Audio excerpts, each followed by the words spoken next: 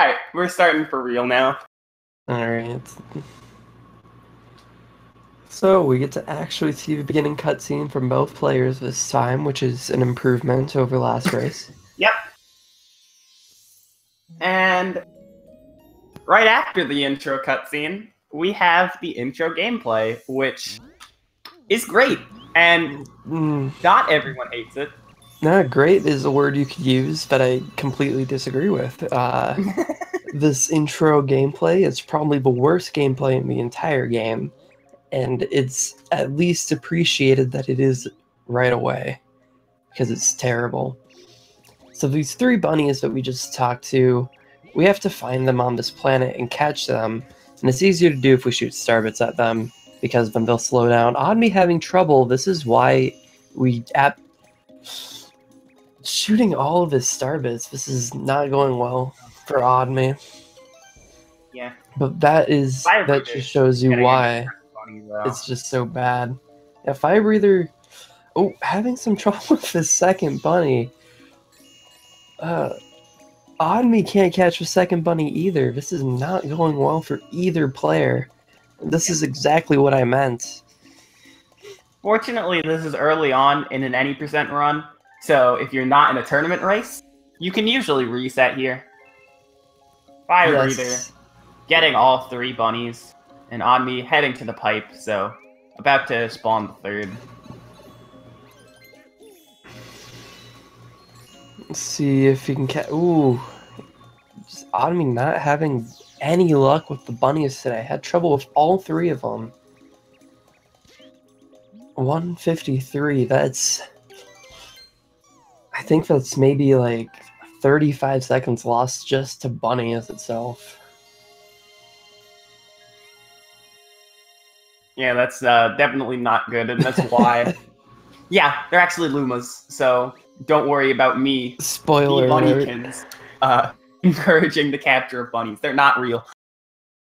No, the bunnies getting caught is probably the best thing in this game. Because the bunnies are just... They're so bad.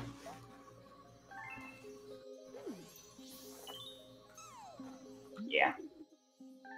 Anyway, Rosalina gives us this white Luma that lets us be able to spin, which is it's somewhat important mechanic for this game. It only allows you to do everything, so... I'll get to see Firebreather on this planet, collecting some chips of the star variety. Yeah, so the main way this game is laid out is that the galaxy is kind of like the level, and then all the different parts of the level are the planets, and you have to collect or get on a launch star to travel from planet to planet. Sometimes there's sling stars, who knows? This game is wacky. But sometimes you have to build that launch star yourself. So collecting all 5 chips will grant you whatever star you need. So this first galaxy is kind of straightforward. It's just kind of a basic idea of how the planets work and how some spawning mechanics work. So it's just kill the Goombas, and then grab the keys, unlock the guy, and then just talk to them. Yeah. It's overall a very short mission as well, so... Yeah. Bunnies is literally like a good portion of it. Yeah, Bunnies is the worst part of it. I kind of forgot to mention it in time, which is alright. Firebreather got the cutscene skip, which we're hopefully going to see on Odd Me's side. It's, I believe, a 4-frame window to jump right when you get out of that pipe that Odd Me's going into. Let's see if he gets it. Ah, it doesn't look like he got it. So this is the cutscene that plays. If you don't get it, it's approximately 15 seconds of time loss, which, again, isn't that great for the beginning, but it's good that this is right away in the first level if you're doing normal attempts. Yeah. On me having a lot of problems throughout this ending section, but Firebreather gonna be moving on out of Gateway with the first star of the game being a Grand Star. I feel like Firebreather probably had a Good gateway besides the bunnies at the beginning. Yeah, it was pretty good.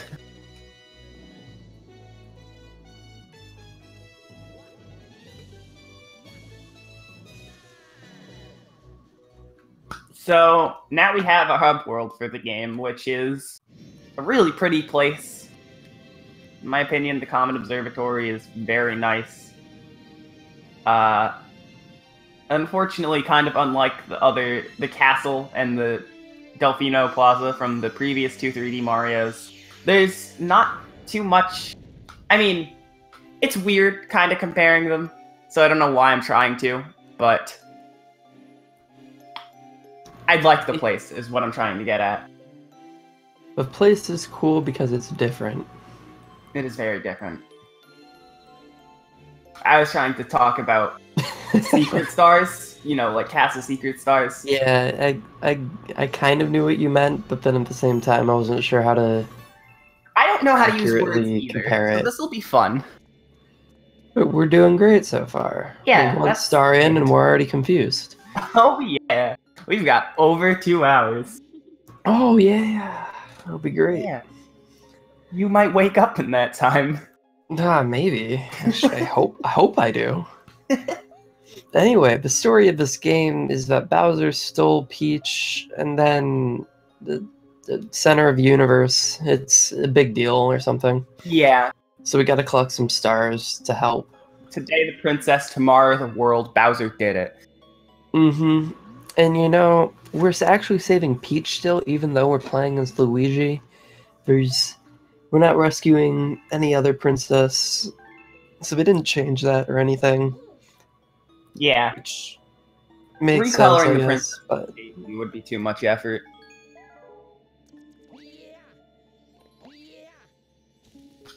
Yeah, so we see Firebreather flying into the first level. Good Egg 1. Which we'll get to actually see some more gameplay and not story. Yeah. As the story explains, in the observatory, there are kind of these little mini hubs known as domes, and in the domes there are several different galaxies that you need certain amounts of stars to unlock, and then once you fight a boss of a dome, you can unlock the next one. There are 6. We're not going to be seeing the 6th one, but the first one here is the Terrace, and the only galaxy we have is Good Egg. So the game kind of just forces you to play this star anyway, which isn't that bad. Yeah. Star isn't terribly long. Firebreather just getting hit all over the place. Hopefully he doesn't die here. That'd be not that good. Yeah, especially with already having a good lead, or a decent lead at least, from Gateway. Would be really sad to see that already thrown away. Fortunately, making it off of that boulder planet and getting that triple jump. Yeah, this game, when it comes to the gravity of the planets, it kind of... You can do a lot of silly things with the gravity. Yeah, the gravity is kind of all over the place. Yeah, and especially if the gravity wasn't as weird as it is, this run would not be nearly as interesting. Yeah, and especially with Luigi, whose jumps are higher than Mario's. The gravity it makes it easier to manipulate all the gravity things. Yeah. Like right there, basically back to back for both players. I guess Oddme more recently. Yes. We had a backflip or a triple jump to get onto that bigger planet, and then a backflip to get onto the even smaller planet. Just skipping a whole bunch of, I believe it's vines to get from planet to planet. Yeah, that sounds right. And it looks cool on top of it, so. Mm-hmm. And Firebreather's done with our first boss, which is Dino Piranha. Dino Piranha is just I don't know. It's a piranha. It's a dino. You kind of hit his tail, and then it hits him. Yeah, there's a chestnut on it. I don't know. It's a boss, but it's no longer a boss because they're both dead now. Yeah. So I mean, that's that. Like a level, basically level 1 boss. I don't expect it to be that hard. It's actually kind of hard to do that boss super optimally, just because on that final phase for second and third hit, after you do the second one, there isn't that big cutscene where he's screaming, and he can turn either way based on where you're positioned. So it's just kind of hard to judge which way he's going to turn and react accordingly. Yeah. And so now you learn a bit about what star bits are. Star bits are kind of like a secondary currency in a kind of interesting way. Can't really spend them on any stuff kind of traditionally. However, you're going to see in this level one thing that you're going to be able to spend them on that can help you get to some stars with that little guy right there in that cutscene. Which, yeah, that'll come up. Yeah, so for that little guy, the Hungry Luma, we have to collect, I believe it's 100 star bits. Yep. And it's required for this level to even complete it. So we can see Firebreather right now going around this first planet, trying to collect all the star bits he can so he doesn't have to collect as many later on. And trying to do the skip right there. It's called the Luma Bounce. It looks like he missed it, but he should be able to try again right here. Let's see if he gets it. Ooh, gets a weird bounce off the Luma. Yeah. Yeah, so it's very weird. The homing ground pound in this game, it's where you're midair and then you spin just before ground pounding. And then you get some weird distance, and it's just enough to get into the launch star. And just because of that, Omni's already caught up. Yeah. It is kind of silly because we've already talked about how dumb the gravity is. It's not like momentum's going to be any better. You can already barely stick to planets. I can't see why you'd be able to move on them. Movement is actually impossible in this game. The movement in this game, just in general, is very strange. Like, I'm not even talking about like movement tech or anything. I'm literally just saying the analog stick does nothing. Yeah. No, the analog stick, it doesn't make sense. Or it does, but at the same time it doesn't. So if you're on a perfectly round planet and hold right, you will constantly go in circles. But then if you stop on the other side and hold right, you'll start going the other way. It's very, I don't know, it's very... Mario Galaxy. Yeah, it's Mario Galaxy. What a game. Yeah. There we fed our Hungry Luma, and now can use its launch star to continue on with the level here. Yeah, you turned it into a planet. Yeah. A lot of times those Hungry Lumas will lead us to kind of secret stuff and not like main stars. However, you do a main star in this case just to kind of learn about the mechanic, because it's going to be there a lot and you're going to need to prepare to use them a lot. You see a bit more in 120 than in any percent, where you're collecting like half of that. Mm-hmm. Yeah, we get to see I believe 3 Hungry Luma stars total if we include this one. But there's 2 actual ones that are the more secret ones, and we'll get to see those the first one in about 45 minutes from now.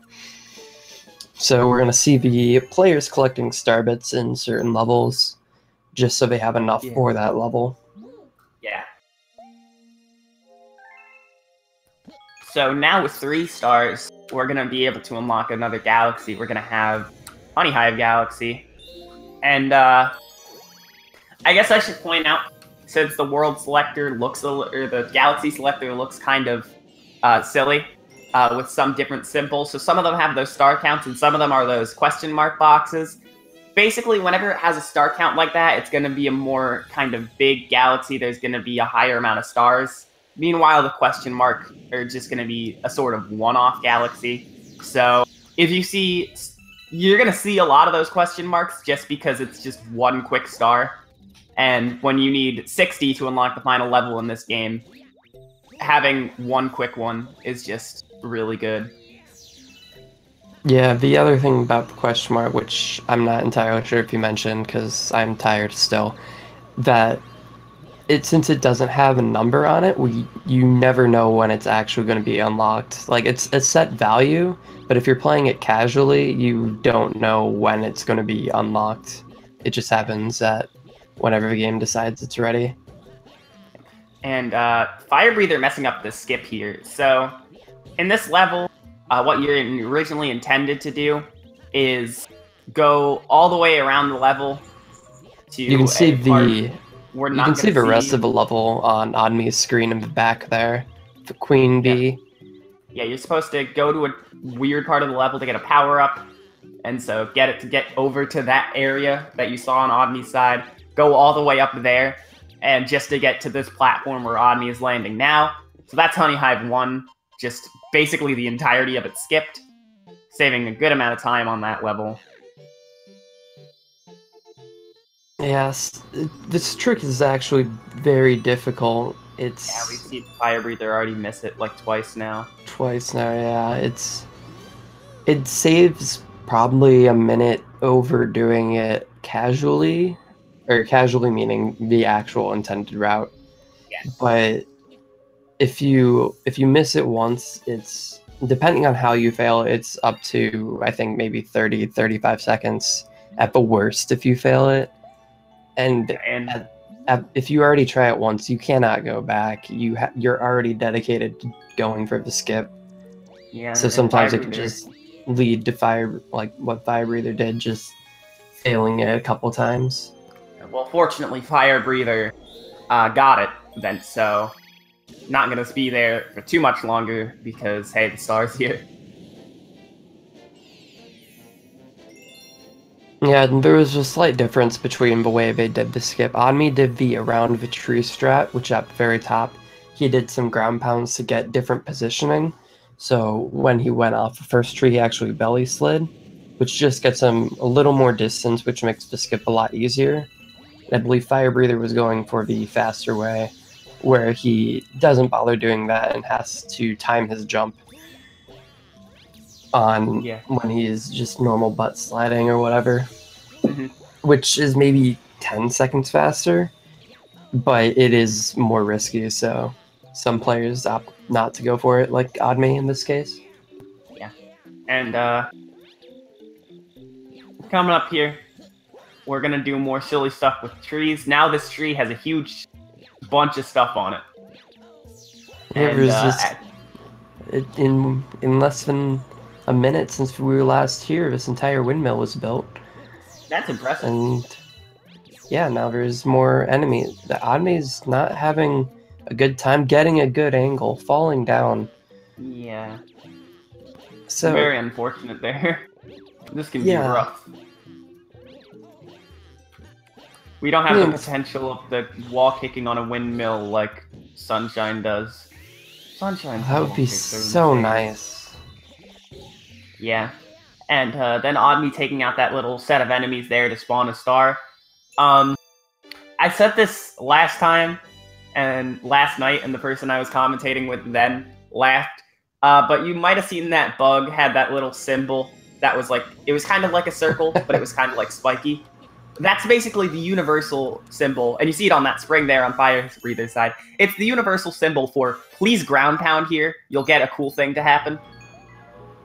Yeah, I remember you mentioning that, and I thought it was really funny. Yeah. Even though it is 100% accurate. It is 100% true. Like, they were trying to tell me last night, like you're not wrong at all. It's 100% true. Firebreather's having a little trouble. I'm surprised he didn't get hit there. Like, he got hit once, but he was, like, right in the little chompers of the guy, which was dangerous, but he didn't get hit, so it's okay, I suppose. Firebreather's fine. Firebreather got the star, it's okay. It's we're good so far. Admi is going into Honey Hive 3. We're going to get to see the boss of this level. Here's the Queen Bee. Let's praise her real quick. Bless, thank you.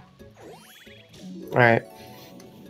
So we're going to fly off to the boss here. The boss is basically one of those little purple dudes, but giant and green and can also fly. It's interesting.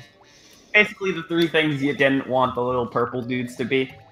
The good news, though, is that he does have the universal sign to ground pound him on his back, so we're still okay. Yeah, so we still know what to do here. It's just, it's even bigger. It's and now we get bigger. to see... That means it does more damage when you do it, right? Sure, yeah, absolutely. Does that mean the defense is higher? I'm hoping it's the former. Alright, well, it looks like his defense is slightly higher. We do have to hit him 3 times, it looks like. Now he's red. Kind of not happy we're ground pounding him. That's not good. Kind for green over red. So, this is unkind. I wonder what it's like to have a cannon in your stomach like that. That must be painful. Yeah, that's beneficial in cases where a green plumber tries to ground pound your face. I guess. Also, maybe in keeping in shape. Well, yeah, I guess. No. Might help.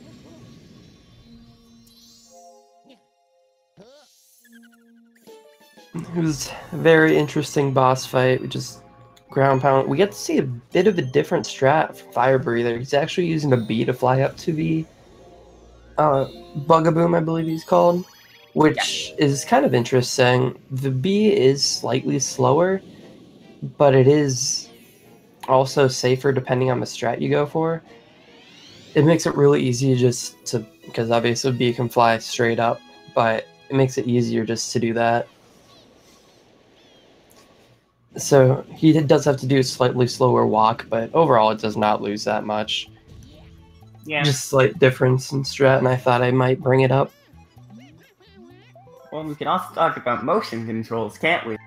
Yeah, apparently Luigi's a surfer. I don't think we've ever seen that before this game. I don't know, we've seen a lot of stuff. I'm pretty sure there have been surfing minigames in Mario Party before. And you know Mario Party is canon. Wow. I forgot that all of the Mario Parties were canon. Yeah, that's my bad. There's a timeline somewhere, I'm sure of it. Probably. I just choose to forget it. So but yeah, so... You get to see Luigi flying into this tunnel, and now we're on a racetrack. Yeah. So we just have to beat this racetrack in as fast as we can, just under 1:30, which is really, really easy to do. You get to steer this thing with motion controls, as I mentioned. This was an early Wii game, so motion controls was still fresh on people's minds. Yeah, everyone loved them. We gotta use them absolutely everywhere we can. Everybody liked Wii Sports. Oh, Wii Sports. Less people liked Wii Play, which I think is bold, because I think Wii Play is better than Wii Sports, but that's a topic for another time. I have my own opinions about that. I may have done a couple speedruns of Wii Play. I wanted to do that, but I swear some games I can just not do the platinum medal in, and I want to do that. Do all golds. It's significantly easier than all platinum. I might try to do that someday. Fully recommend it. Anyway, Galaxy, Onmi's done with the race. Very good conversation right now. Very on topic for this game right here.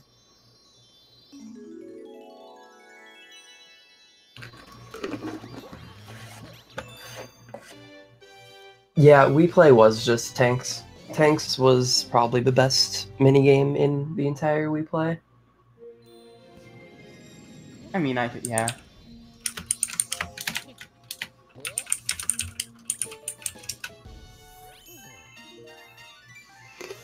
So, looks like Avni is going to be going into one of those question mark stages you mentioned earlier. This one actually gets unlocked at 7 stars, which we had no idea until just now. So we're going into Flip Switch. I mean, oh, that's one thing. Yesterday, both you and Claire were playing with Japanese, which was awful for me because I didn't remember any Galaxy names that you didn't write down for me. I didn't consider that when making my thing. So I'm sorry. I apologize for that. No, it's fine. I just, unfortunately, I was with someone who knows what this game is. Yeah, so it's fine. That makes sense. So, flip switch, the star name made sense. Painting the planet yellow, just hit all the switches, turn them on, so it's very surprised with a whole bunch of exclamation points. Yes. It also has a lot of stuff going on in terms of moving cycles with the spike platforms and the electricity. Yeah, there's a lot of cycles, like, oh my gosh, I'm just going to repeat you because I'm tired. But it is kind of difficult if you do get hit by any of the things, any of the shockers, any of the spiked moving things, or just even go slower.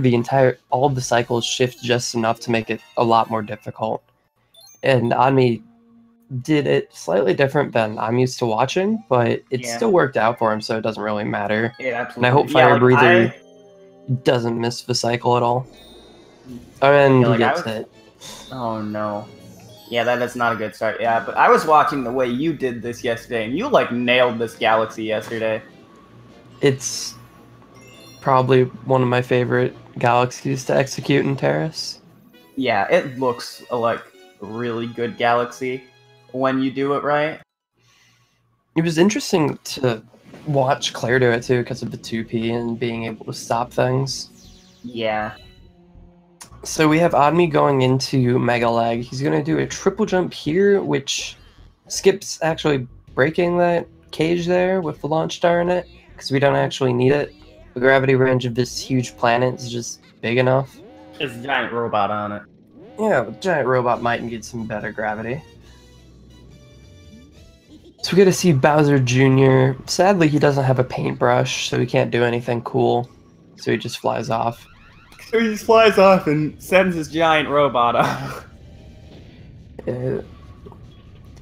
So this giant robot does look very intimidating, but it's not.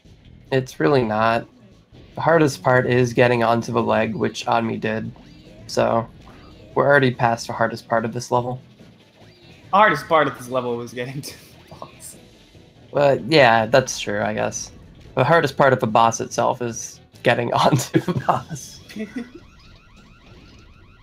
Once you're on the robot, there's no fear.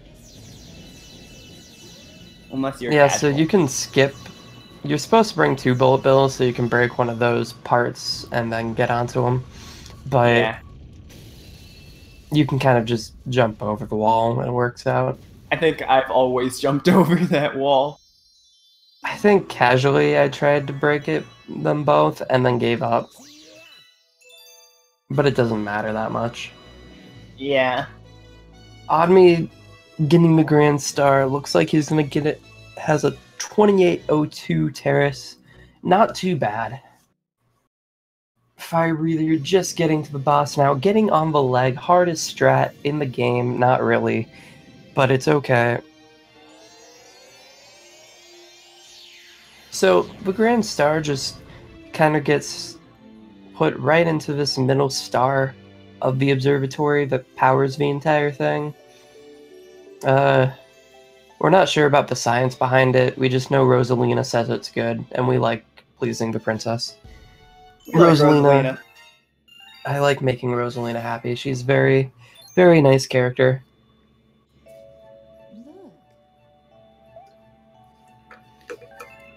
So now she's explaining that it grows the more we add to it, which is cool, and it gets more power.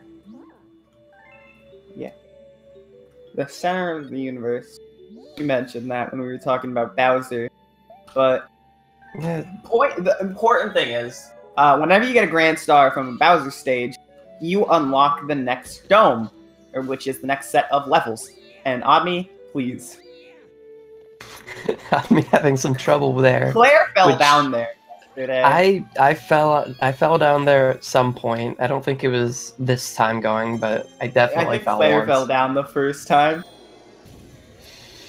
But so now we're now in Fountain. Omni's heading into Space Junk 1. The second major run killer in the run. Because there is this big skip it saves maybe 30 seconds, 25 seconds if done completely optimal. And you kind of have to go for it, but it sucks. It's manipulating which direction Luigi is faced and hoping that it works. And I don't know, it's a terrible skip. I'm YOLOing it and almost getting it, actually. Yeah. But we can see him doing the backup setup. He got Luigi's face to go the right way. And landing right there. So he's able to skip a couple planets of this level. Very It's nice. yeah, second try skip isn't that bad. On me going for Sludgy Hop right now.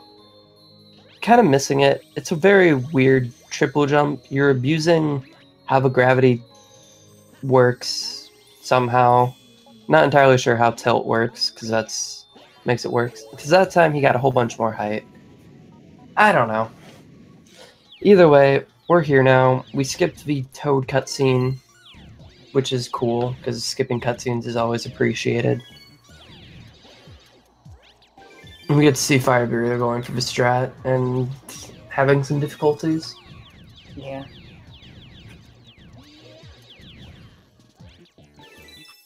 And okay.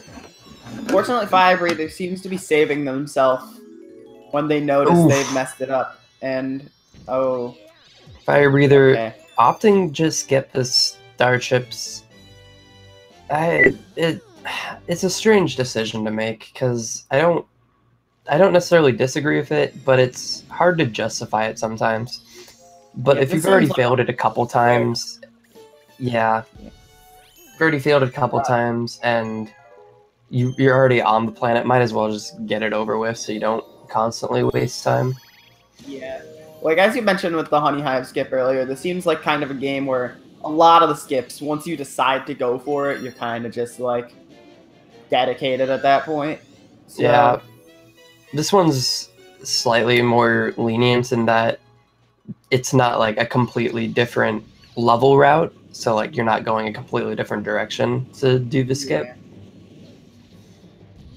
Yeah, I suppose since this level is kind of boring, I can't explain that.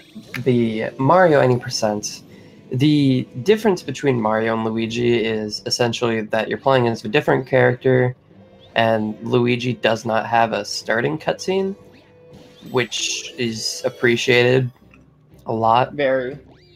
And the intro cutscene's maybe 5 minutes.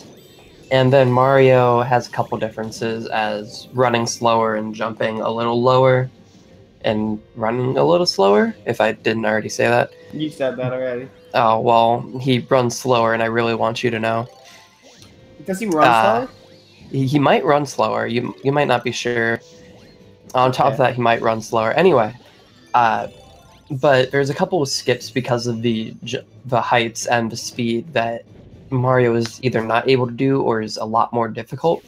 So some runners, or I guess all of these runners in the tournament, choose to go with Luigi because of the easier skips or cutscene or anything. Some players do prefer Mario because it's easier to control, but I don't know. The cutscene kind of makes it terrible. Yeah.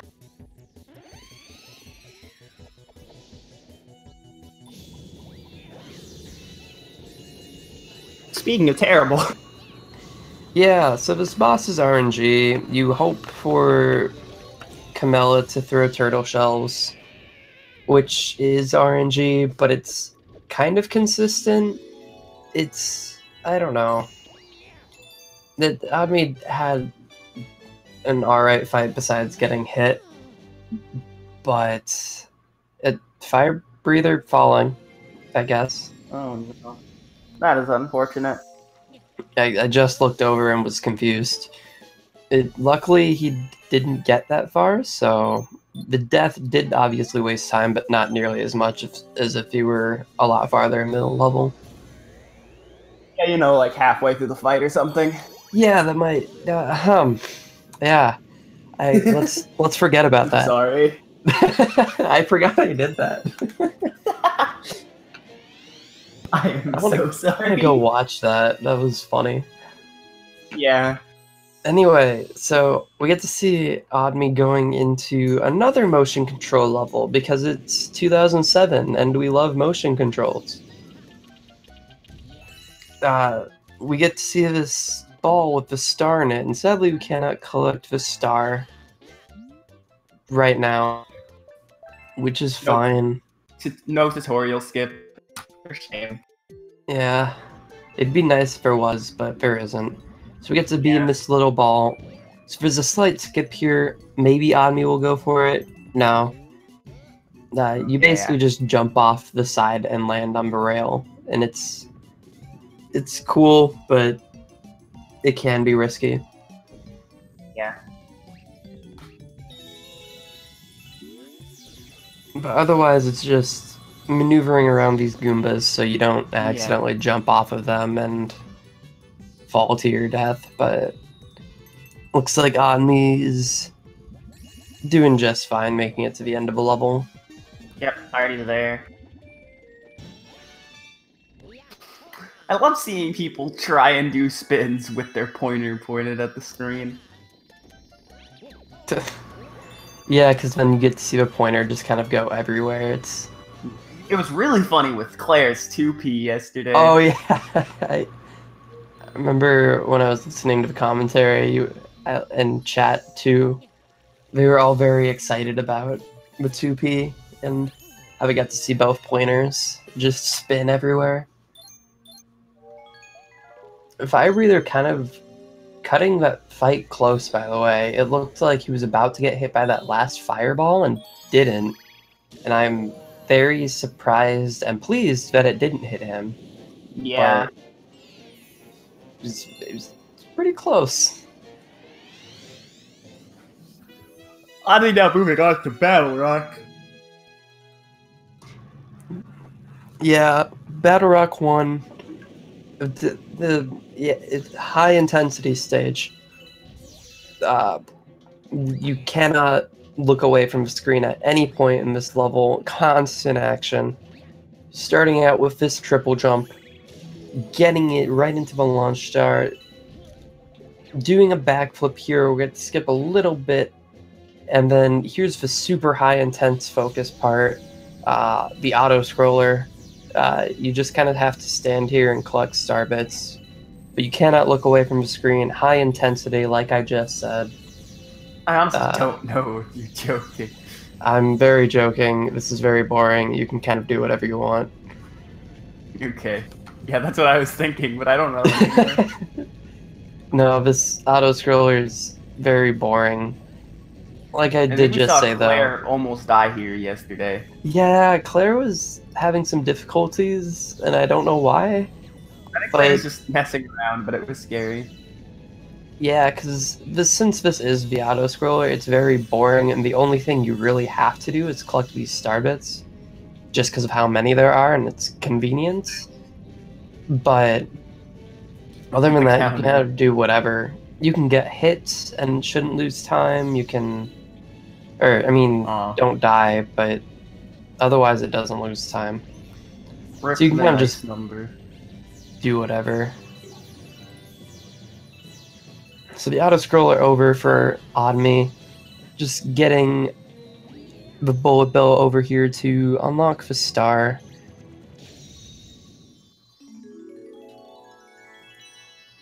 Very good high intensity stage. Very proud of Oddme on that one. That's like TAS only. TAS only strats. That's just how good. Surprised he went for it. Game.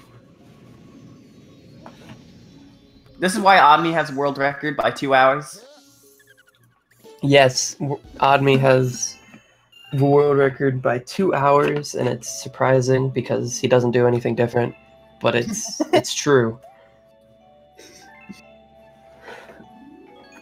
Realistically, though, Oddme does have, I think, a 2:34 for his PB, which is a very good time. I believe it's I think it's top 15, although I'm not entirely sure. I believe it is, though, which is still a very good time.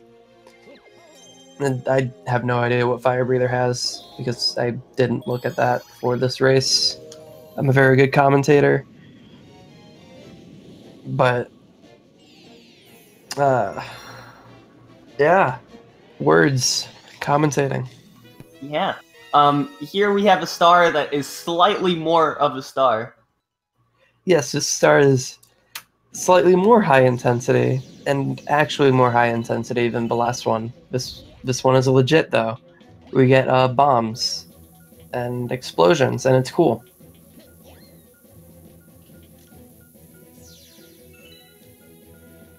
So, the idea behind this star is just using bombs to your benefit. There's a whole bunch of cages in this level. There's a couple cannons later on, but for now we just have to explode the cages that we decide are most beneficial, which are usually the ones to progress through the level. Yes. So we get to see Anmi here just breaking this cage, going to save this Luma. A very selfless act, honestly. Should be rewarded for with this. a star. Unfortunately, it's only a launch star.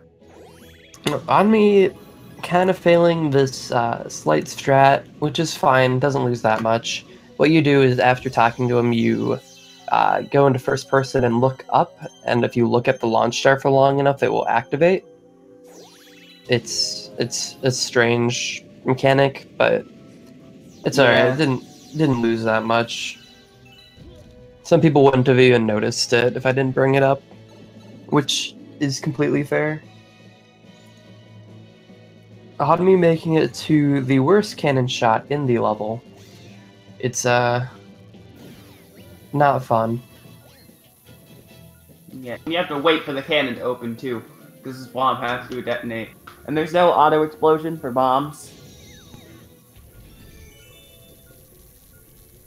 Automie didn't go for any crystal manipulation, which you would do by looking up and looking at it, because cycles only move in this game if you look at them. Or for the most part, that's how they work. That Luma is purple. That Luma is purple. I forgot to mention that. That's my bad. So, yes. A quick off topic here. That Luma is very purple, which is very important for the integrity of the run. If that Luma was not purple, the speedrun would not be very interesting. But the Luma is purple, so the run is still saved. We can still continue. Yes. And on me continuing to collect stars by finishing up Battle Rock 2 here. Yeah. That cannon shot at the end is kind of weird looking with all the stuff spinning around it. But Odmi got it, so no need to worry. Yeah, it's very weird if people tend to miss that cannon shot because there is a lot to hit. If you miss that cannon shot, you're a very strange individual, and it's kind of confusing. It's usually beneficial to wait more for the cannon shot and just align rather than shooting immediately and missing. It's worth that 1 second compared to potentially losing a whole bunch more just to trying to go fast. Mm-hmm.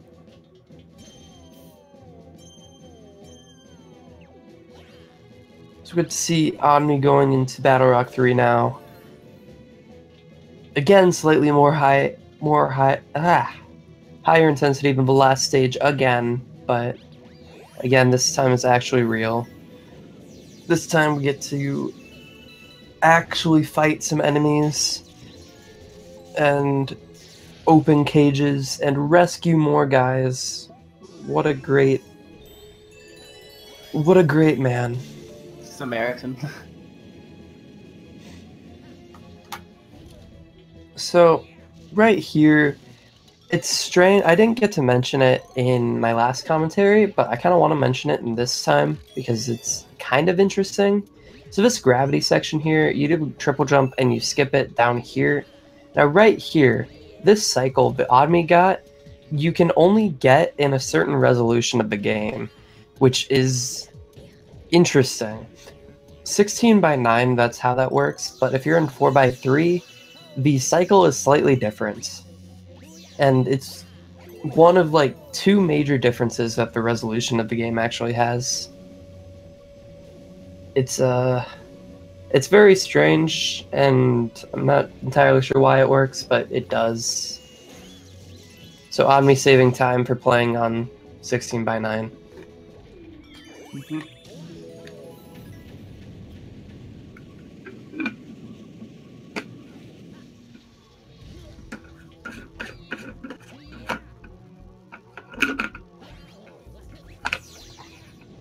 And now, this boss. This is definitely a boss. It's yeah, absolutely. It takes 3 hits to kill, which means it is a boss. That's how we're Yes. able to tell. That's how Mario works. This is true. At least 3 hits, and it's a boss. No, not at least. It has to be exactly 3. Well,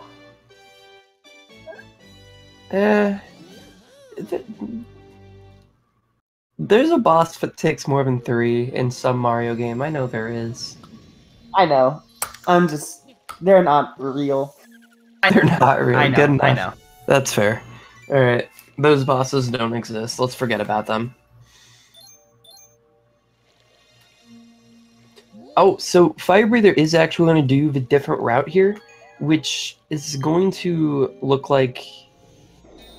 I think it's going to look like he's a little farther behind for now, which is going to be inaccurate. So he's doing Space Junk Comet now instead of Battle Rock 3, and it just gets Space Junk Comet out of the way first. The idea behind it is that it's Space Junk 1, but with a timer, and it's slightly darker.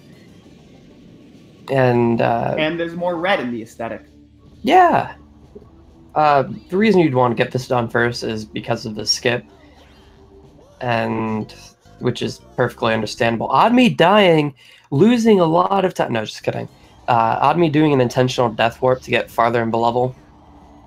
They're getting the skip here. Yeah. The death warp that Oddme did, if I remember correctly, the death warp itself doesn't save any time. However, it makes the cycles significantly easier to work with. Just a lot easier to move around with. So it looks like it saves a lot of time, but it doesn't save as much as it might look. I don't know, it's a strange strat. It looks pretty cool.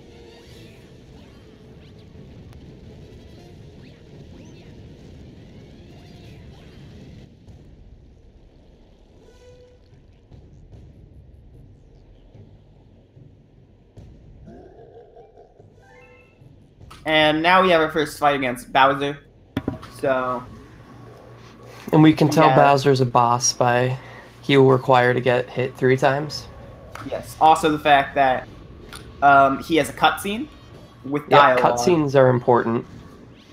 Yeah. So, the very generic idea, it's very super original. Bowser does the animation, gets kind of ground pounds into those blue things, which actually have lava inside of them. And, you just do that 3 times.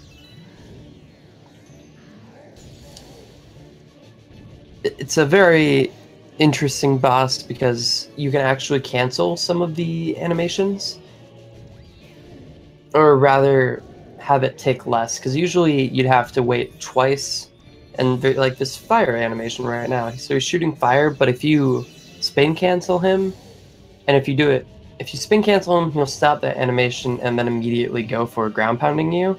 However, if you're right underneath him, he will try to ground pound right where he was standing, which is right over the blue panel.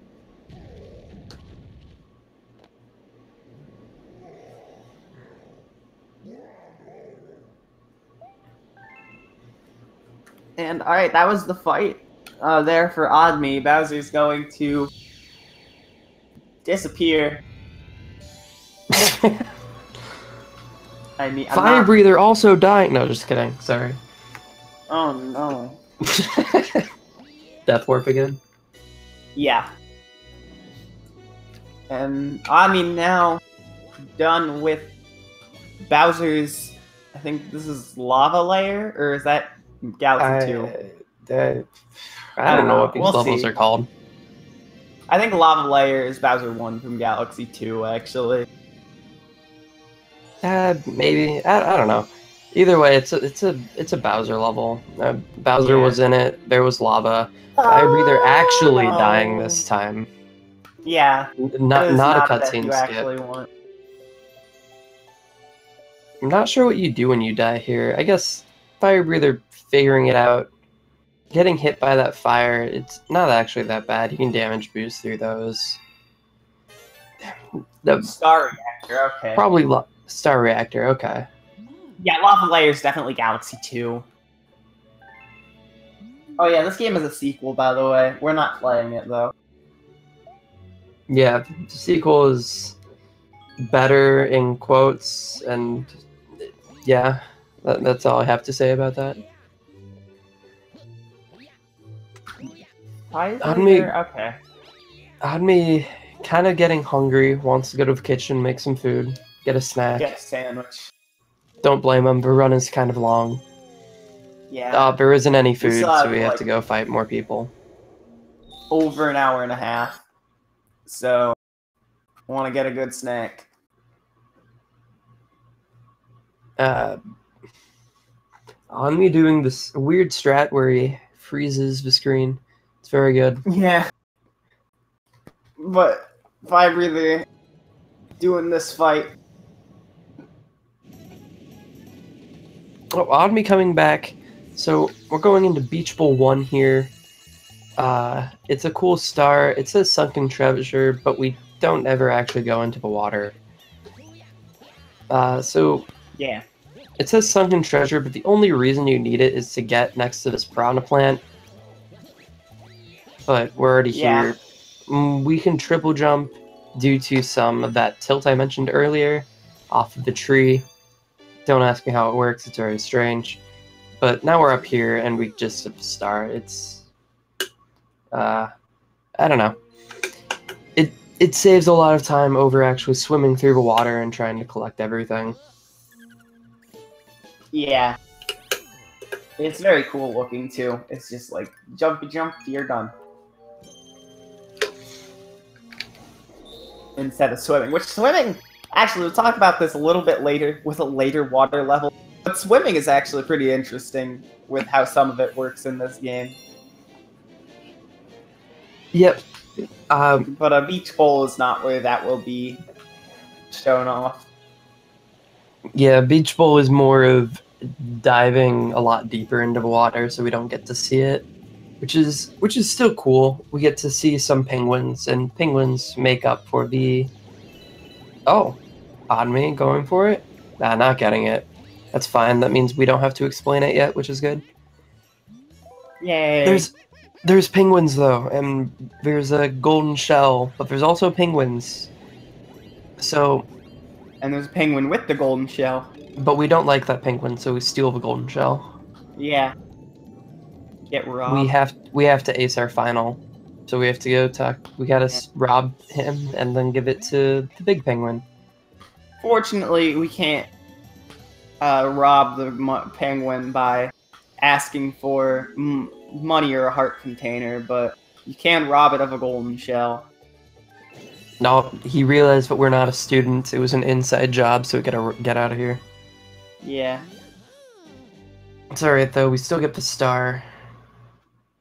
So it's just fine.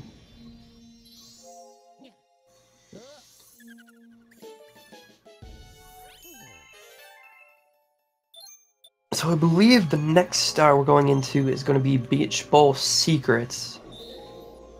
And Beach Bowl Secret's a fun star. We get to deal with some cool new power-up.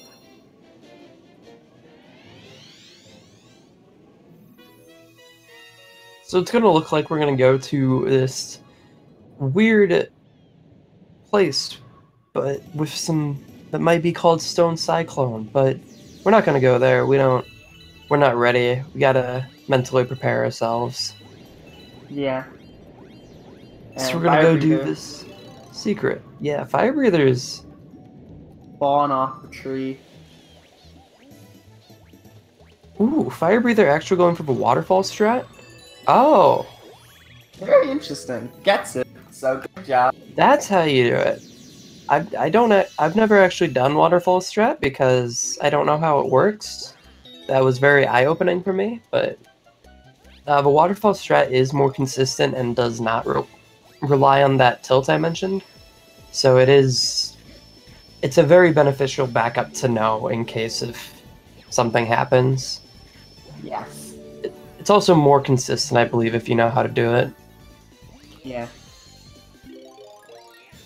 Also Ice Flower. Yeah, so Ice Flower, you can walk over water. Oddme is choosing to go for the Cataquack method. Cataquack drowning, but it's okay, he respawns. Oh, Oddme giving up on the Cataquack, doing the other method where you backflip off of that. Very nice. Yeah, it's a good backup. I guess the intended method is to bring the Cataquack over there, but the Cataquacks aren't the most intelligent creatures in Galaxy, so... Absolutely not. Kind of have to make do without them in the cases where we can.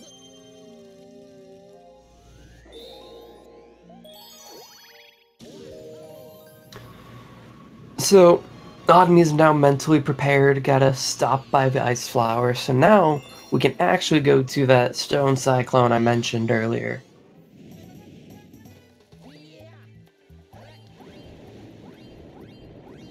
How many stones are on the Cyclone?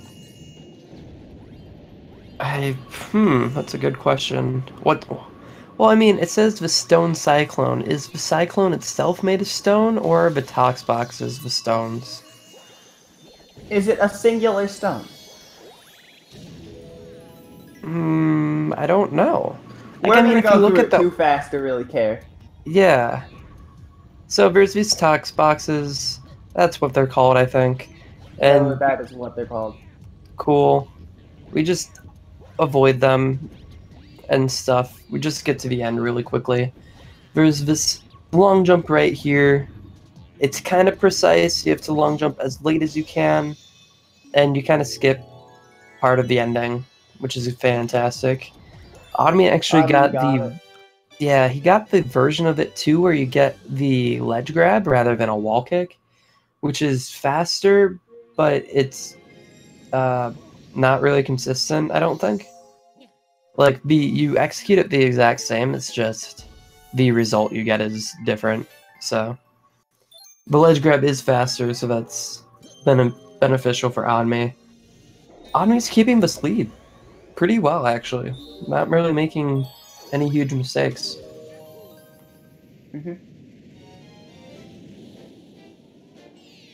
And we have Firebreather over at the secret planet now.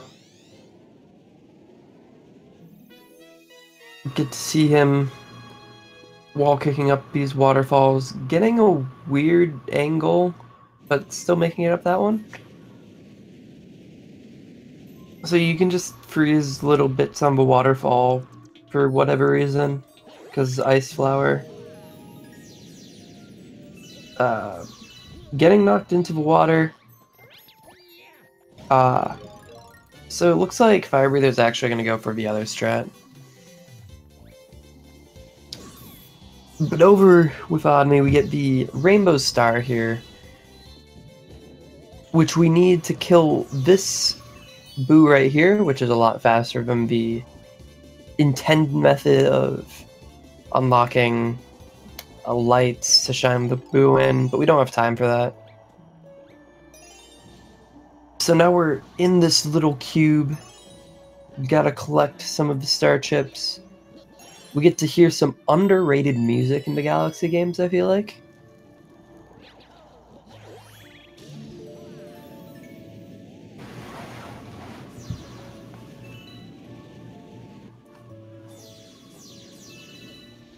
So, but we get to do... excuse me. We do get to see this cool clip here, just called Mansion Clip. the bottom of the floor there doesn't have a proper texture, so we're able to clip right through it.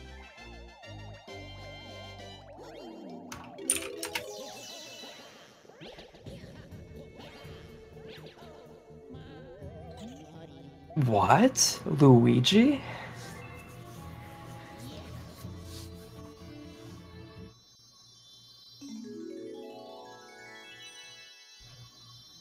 So, there's another Luigi, apparently.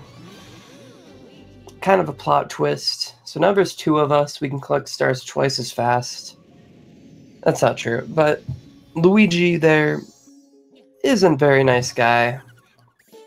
Gonna go stop by and talk to him. Gonna see if he can help us out with the star collection.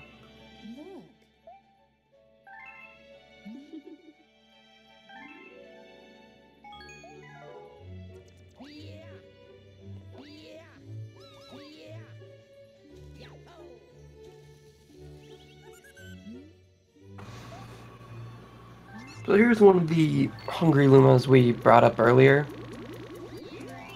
We get to feed it with 400 star bits, which we did collect throughout all of the rest of the levels. And unlocks a galaxy of his own.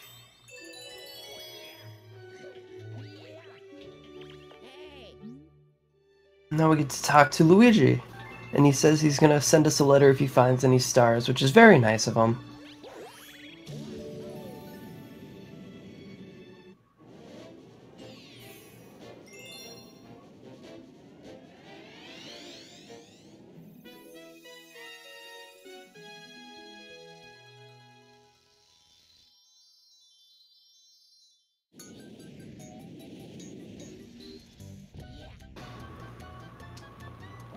So, this galaxy has a whole bunch of suites and some moving platforms. And it's very well named Sweet Suite. So basically this star is very simple. It's mostly flat, so you can long jump through almost all of it until the very end. The only thing is you just have to dodge the holes in the ground, which can be kind of difficult, but looks like Omni's doing just fine.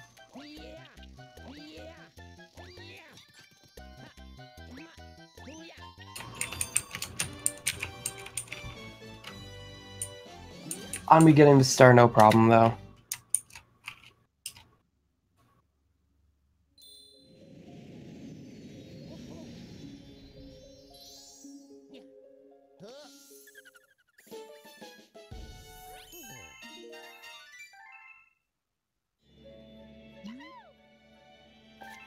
Whoa! It's a letter from Luigi. Wow, talking to Luigi was very beneficial.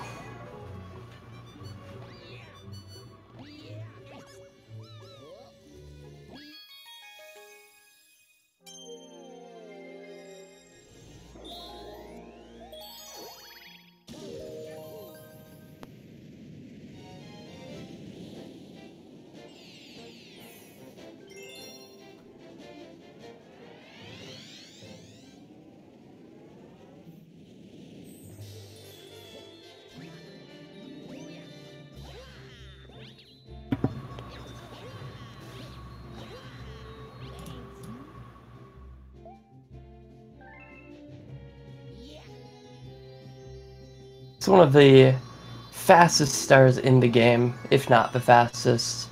Luigi's just sitting on top of his house here. Just collecting the star from him. Luckily he found it, so we don't have to go exploring for it. Very, very nice guy he is.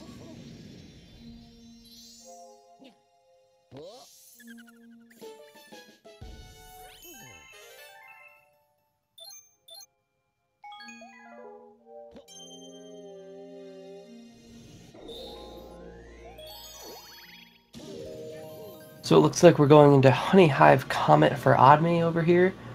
Honey Hive Comet is going to be... This comet's actually going to be one of those cosmic races. So we're going to be seeing a cosmic or shadow version of Luigi in this level.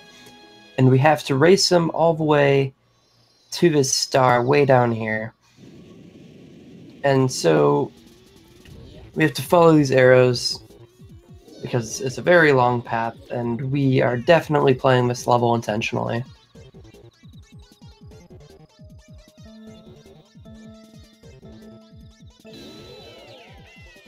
But since we are speedrunners, we're not going to follow the arrows because we don't follow the rules.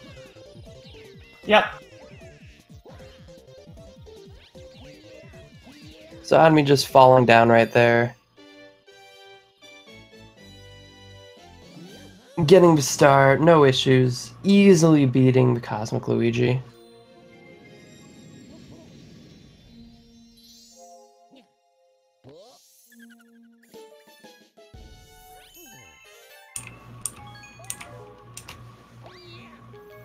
Firebreather falling through the ground there on Sweet Sweet.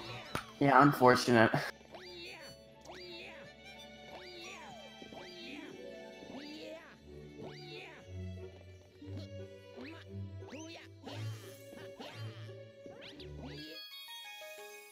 It's not the worst though, I guess, because there is the checkpoint halfway through, so it's not that unfortunate.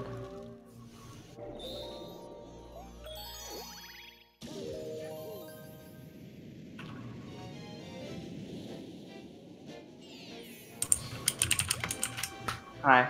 Yeah, I'm here. Yeah. I think you were gone for, I think I don't know how long I was gone.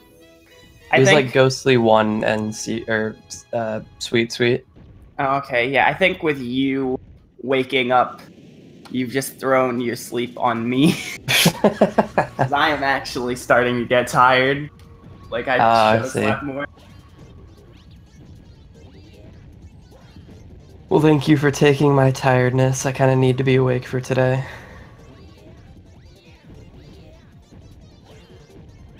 So on me, doing the Comet of Beach Bowl, which is essentially everything going faster. Going for the skip again, not making it though. Mm-hmm. It's not good. It's alright, we retry it. I get to actually explain. I did try to talk about Hardstar.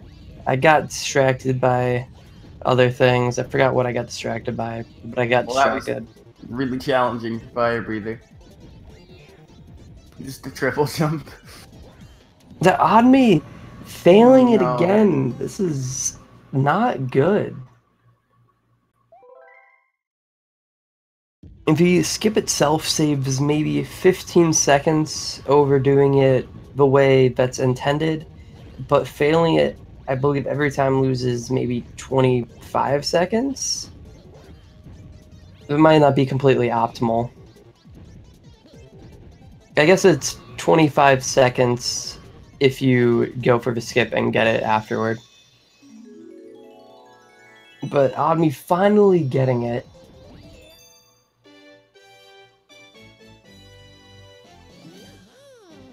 Which is good. Getting the star, being able to move on. I'm surprised he went for the skip as many times as he did, though. In a race setting, I feel like if you go for it twice and miss it, that's when I'd start going for it the other way, but I don't necessarily blame him. Yeah.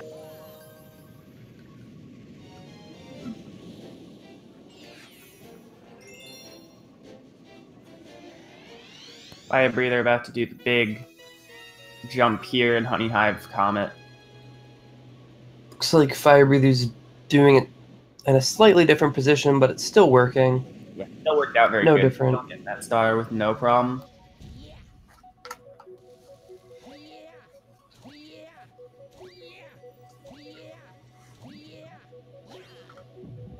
So Onmi is in Bubble Breeze here. Well named because there's a bubble and there's a whole bunch of breezes. We get to collect some star chips over here. We have to collect all 5 of them to get the launch star and avoid these bombs at the end so we don't explode and fall into the purple death matter. But it looks like Onmi is doing just fine.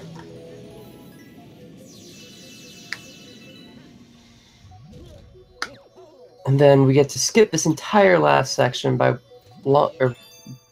backflipping onto the back wall there, and then long jumping over, so we get to skip the entire last section, which is not fun anyway. Yeah, it's very funny.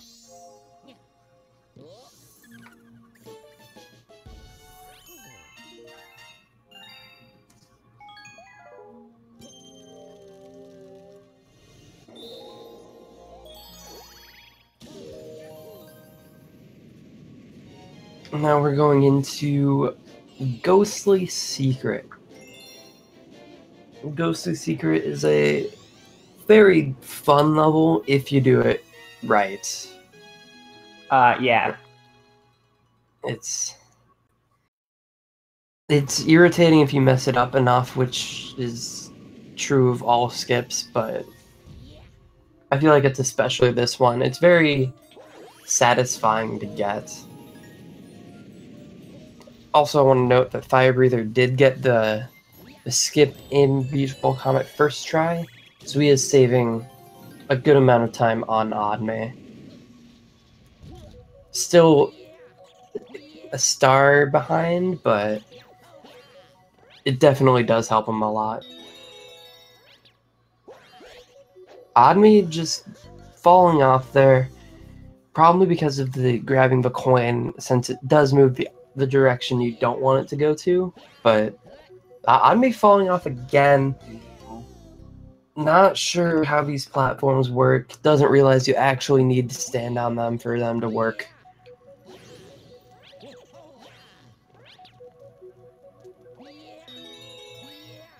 Playing it a little safer so we can get over there. Let's see what strat he goes for.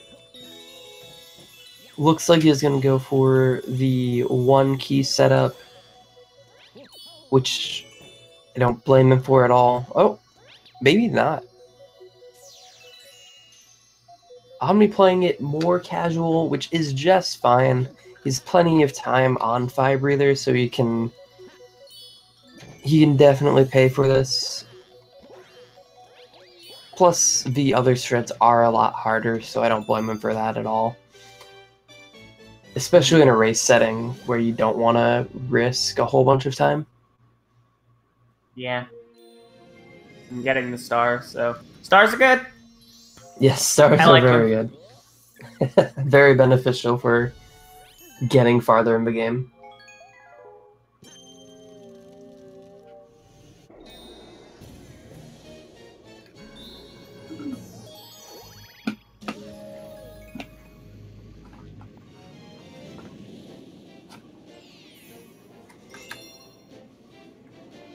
So Oddme is going into the second Bowser Jr. stage. And the last Bowser Jr. stage we are going to be able to play in this run.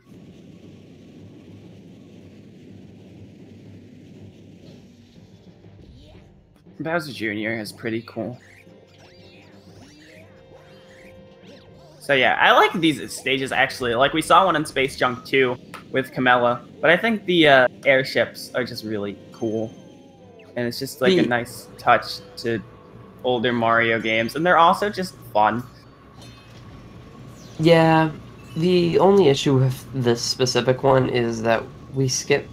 This one's very short, even excluding the skip. If you were to do this normally, there's not a lot to do, and like I do appreciate that it is like a nod to the older Mario games, like Mario 3, where you do have the airships and everything, but it's, I don't know, I don't feel like they capitalize on it as much in this star as they could. Yeah.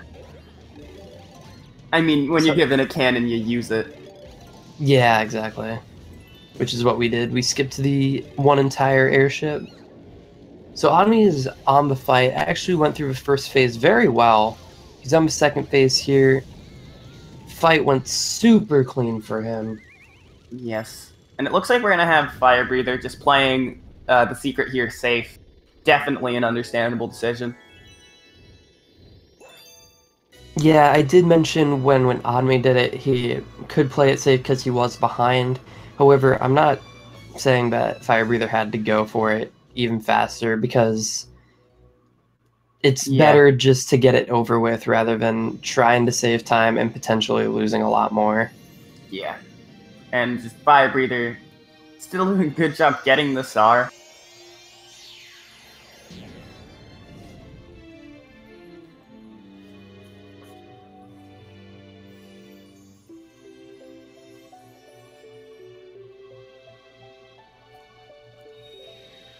So Omni's unlocking the bedroom, which is when we start getting into probably the most difficult stars of the run that we're going to see for quite a while, I guess. That's when these stages start to get a lot harder and some of the mistakes start getting easier to make and maybe bigger in time losses, depending on the one. So we get to talk to Toad, who has another letter for us from Luigi, our best friend. We're pen pals now. Purple Luma, by the way. Purple Luma. So now we get to go over to Fountain again. We get to play some of the stars we played before. And this is where we get to see the route change slightly, because keep in mind we did get to see Firebreather do Space Junk Comet earlier in the run, which doesn't lose any time. It's just preference and when you do it. But we have not seen Admi do it, so we're going to see that in a few stars now.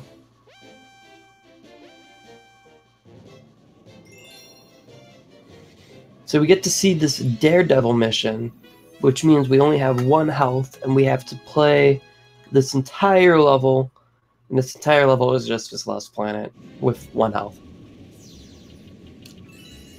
So that super difficult boss we fought earlier, that may or may not actually be super difficult, we do get to fight him with 1 health, which makes it actually difficult, maybe. No.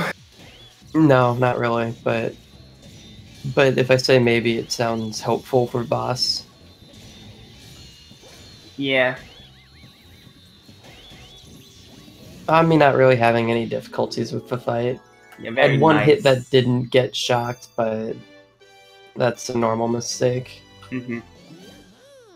Meanwhile, Firebreather working on Bowser Jr. Yeah, Firebreather did miss 2 turtle shells now, so he has to deal with the chaos of the fight now. We got some fireballs, we have the Kamix, and looks like he's finally able to kill him. It sucks, but he didn't die, which is the most important part.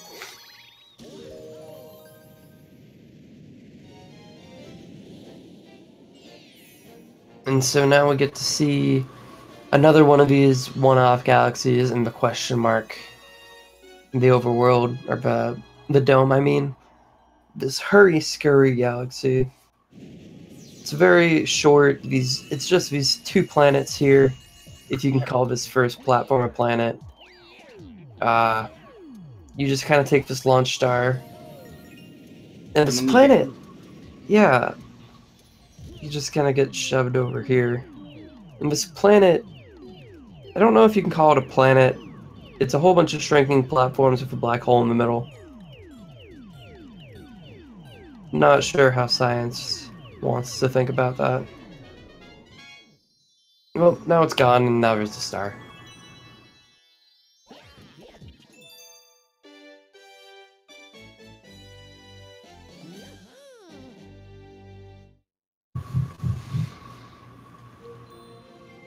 So it looks like Firebreather is just now talking to Toad now for the letter, and we'll be running over to the fountain now.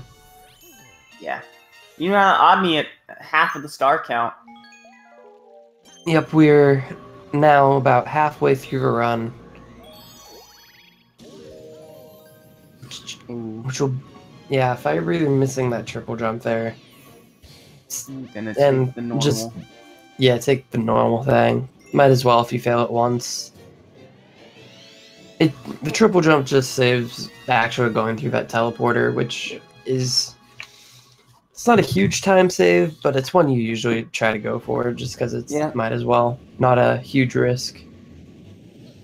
Meanwhile, Oddme... Yeah. going for the star that Firebreather did a while ago, well, Firebreather goes for the star that Odmy did a while ago. So, finally fixing that stuff up from the first time we visited the fountain. Omni getting it, I think that was second try? It wasn't that bad though. Omni getting it. It was good. Able to see how this goes. Get to see him go for Sludgy Hop again. Not getting it first try again. Not getting it second try either. Having some difficulties here.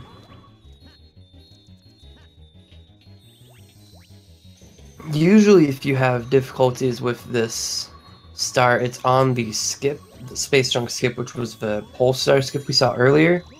More than Sludgy Hop, but Sludgy Hop can be difficult, and as we saw earlier, some runners choose not to go for it. Yeah. But Ami lost a decent amount of time there, which does help Firebreather. Ooh! Nice. Ami cutting that close. That was good recovery, but it would have been really, really bad if he did die there. Yeah. What I was trying to say though was that time loss will help Firebreather catch up, but we do need to see either more mistakes from Onmi, or we need to see both more mistakes from Onmi and some better gameplay from Firebreather if we want to see Firebreather catch up in this race. Yeah, Odmi's lead right now is a pretty good one. It's a pretty big lead.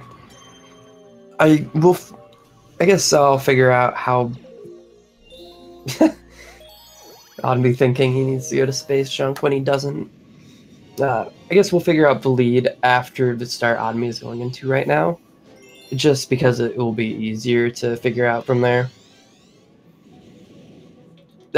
Which Odmi going into the very high intensity stage I brought up earlier. Very challenging. Has to do this triple jump into the launch star, has to do this backflip right here, and then it's back to intense starbit grabbing. Yeah. So when we talked to Luigi, what we did was got a letter to start appearing. So when we grabbed the letter, it was from Luigi, who told us that kind of in the pickle, but has a star. And we like stars, and I'm not a fan of pickles, so helping Luigi out of that pickle is a good thing. Unfortunately, to get to where Luigi is, we have to sit here on this platform and not do very much until we're able to make it to the end of the stage. The reason I can actually talk at a reasonable speed. Now we gotta continue going slow. So the reason we want to do this very long auto scroller is not me dying. No. That's fine. He doesn't have to do the auto scroller again. Oh God. It was just funny. The reason. Yeah, no, I did. For those confused, I did that slow talking when Claire was in the Sea Slide 1 yesterday. So even though this star does seem very long, and it is, the reason we do it is because there's a Luigi star we get to do later in the run. It'll be the Honey Hive one, I believe, and that one is very, very short. And because of how short it is, it actually makes up for how long this one is. So it's worth doing this one just because of that. I didn't get to see the time. I'm gonna guess 1:24:48 on that. I don't know. Yeah, let's guess that. And we'll have to see when Firebreather gets the star. But as of right now, I think someone in chat said maybe 2 minutes, and it's looking like it might be that, or a bit more. Even with Admi's death, which is good for Firebreather, but a lot more needs to happen if we want to see a big change, which definitely has happened in a past race that I may or may not have been a part of.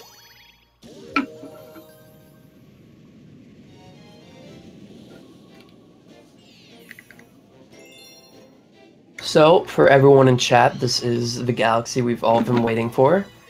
Gusty Garden. We get to hear what some people consider the best music in the game, and again deal with one of the worst mechanics of the game, aka bunnies.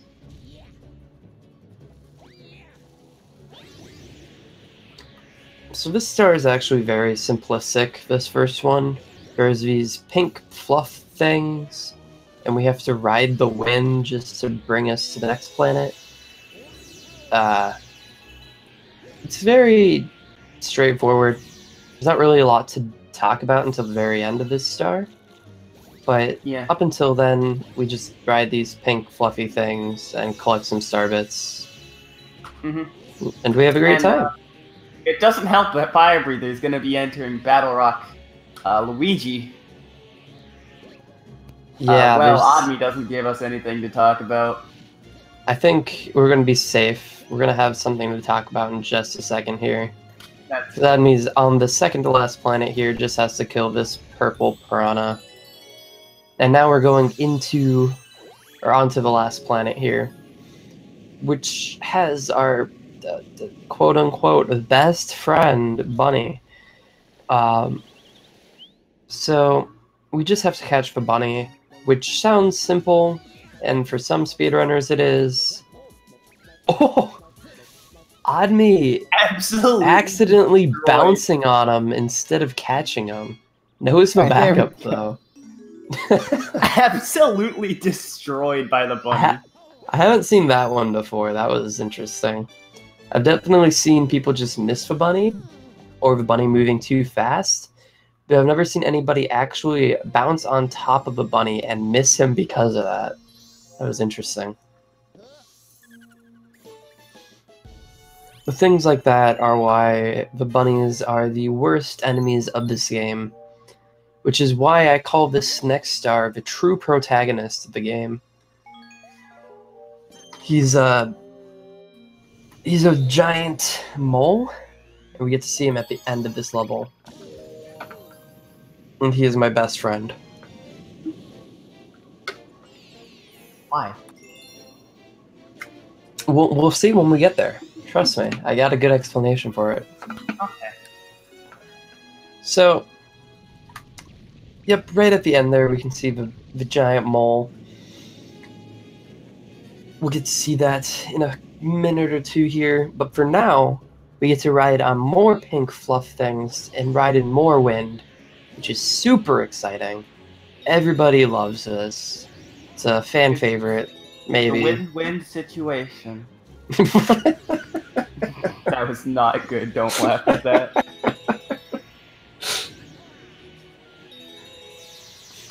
I'll forget I heard it. So, we're going on to this tiny dot planet here, which actually is a dot of the question mark planet.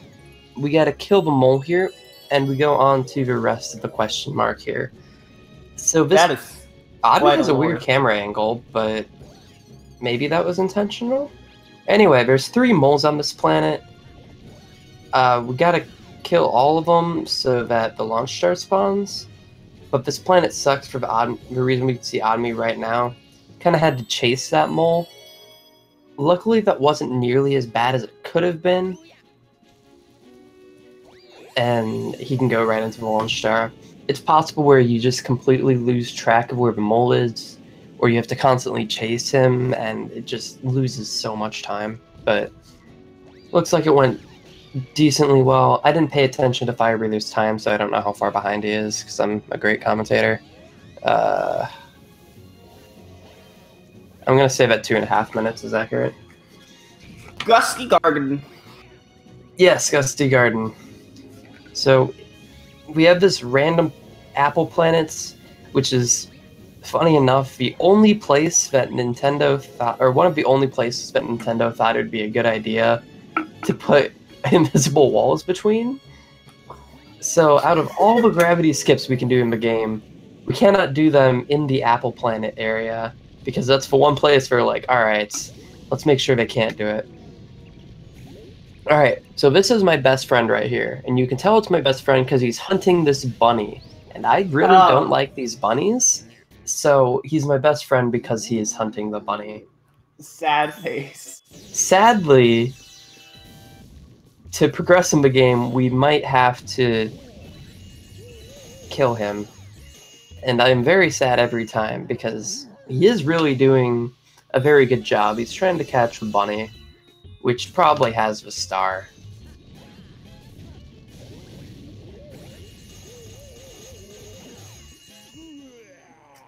Because, like, if we just became friends with Major Burrows, we could just...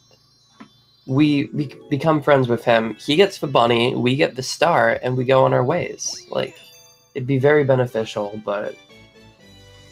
sadly, Nintendo did not think so.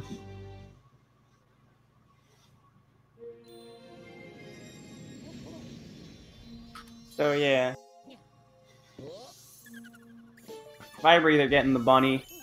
Not having the same issue Admi had at all. Which is good for Firebreather.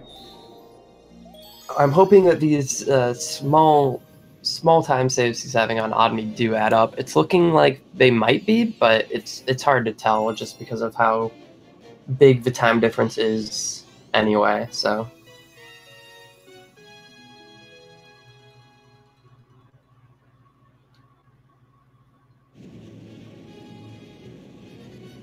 So I believe Admi is going into Gusty Garden 3, but he's actually going to be doing the Secret Star, I believe. Probably. That's how a lot of runners do it, but we have seen some route differences in that. It's only a 1-star difference, so if it is a different route, it won't be that big. But it does look like he's going for Secret here. So it looks like he's collecting all of the question mark coins. And if you collect all of them, you'll actually get this rainbow star to spawn, which we do need for this, I guess, caterpillar-looking planet. You just have to get to the end here. It's a planet with a couple other planets on him. Oh, wow. Look, this golden chain chomp had a golden star. How are you supposed to know that? This is why I never beat this game. Yeah, you're not. How do you? You're not. Yeah, it's very confusing.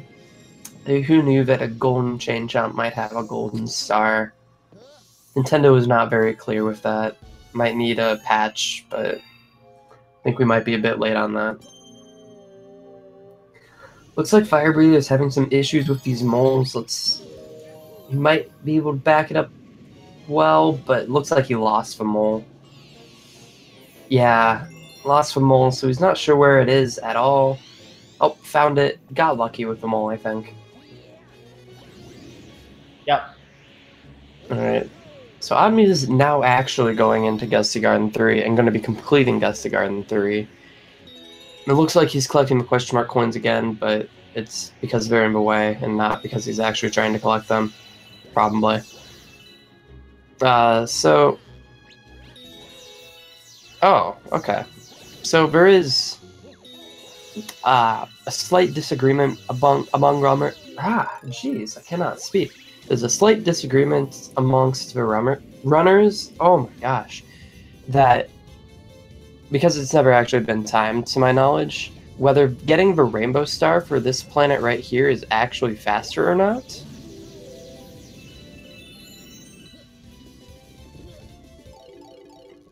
It's, I don't believe anybody's timed it, but I believe it's not faster to grab it, but Admi chose to get it. It's, I don't think it's that different. The only reason it might be faster is because with a Rainbow Star you can run a lot faster, but you're also taking the time of the actual grabbing animation and grabbing all the question mark things. So Admi's going into this last section here. It's a whole bunch of gravity things. It looks like we might be skipping a whole bunch of gravity here.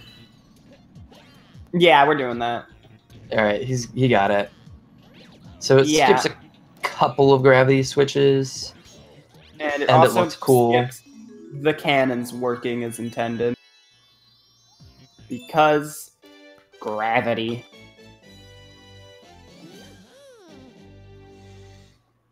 Yeah, the cannons actually being active does make that section harder. We did see how many cannons were there, and they do shoot a whole bunch of cannonballs, and they're kind of hard to dodge, I mean. But, you know, if we just skip all of that, it works. So it looks like we're going into Daredevil Comet, where we get to see my best friend again, but we only have 1 health this time. Yeah.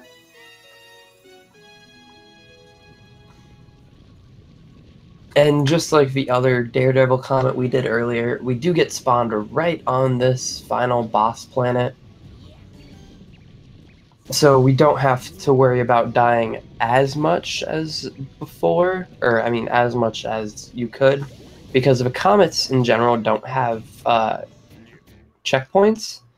So just because it's the final the planet, we don't have to worry about it that much. Obviously still loses time, but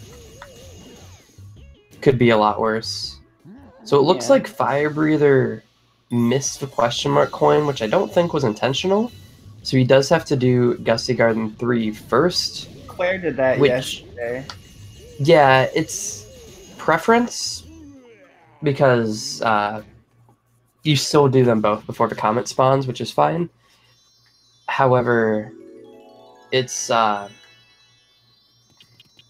I don't know. A lot of runners, I feel like they probably should go for 3 first, just because of getting the star out of the way, because it is harder than secret. But again, it's one of those preference things. It doesn't matter that much. Yeah. On me ending up actually getting the comet with not that much of an issue, I don't think. I wasn't paying as much attention as I should have because I've been watching Firebreather. Firebreather's having some issues with this starship. It's just getting it now. Those poles can be a little difficult to deal with because of the how they're positioned. But dealt with it alright, and now he's going on the last planets here. I know Odme is in Freeze Flame, and I do want to explain that. However, I do want to see what strat Firebreather is going to go for here, because we did see Odme do the long jump to the right, and I want to see if Firebreather does it. Okay, yeah. So I don't have to explain anything else with that. There's a couple of variations, but... Firebreather gets it? Yep, Firebreather gets it, which is very good. So, I guess now we can focus on Freeze Flame, and with Odme. Freeze Flame is probably my favorite galaxy as a whole in the Any Percent run. It's very fun, has a lot of kind of more intense movement stages. Maybe they're not intense, but It has ice. They have ice, and that makes it very smooth. So, on me making it pretty smoothly all the way up to this top of the mountain here. We get to see Baron Burr up there. So now we have to go up here and kill him by spinning him. And it works. And you can kind of skip all of the boss mechanics by backflipping into him and spinning.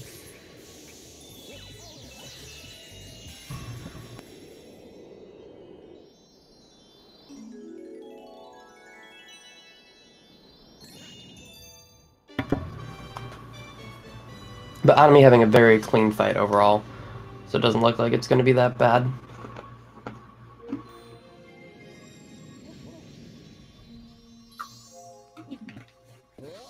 So Firebreathers is just doing the secret here, because he did do 3 first. Again, I don't think he intended to do it this way, but it doesn't really lose any time.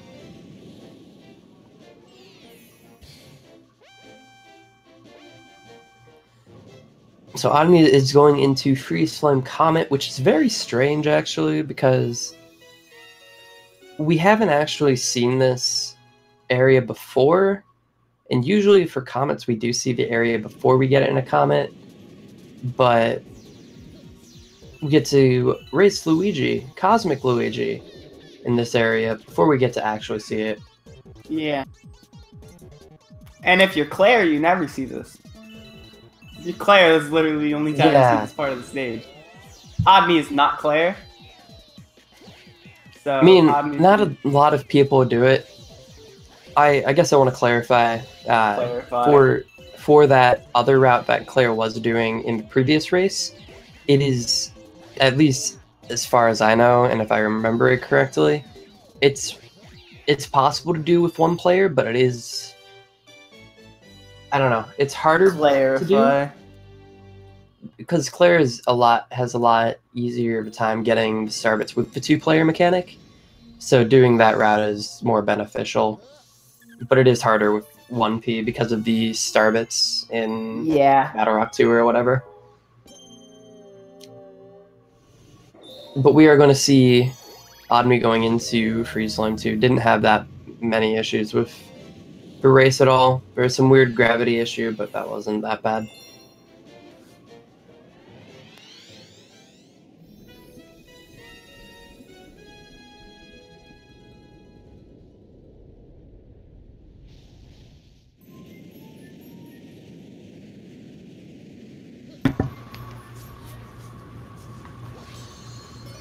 So this first planet, the donut planet with star chips on it, can do some skating and unlock the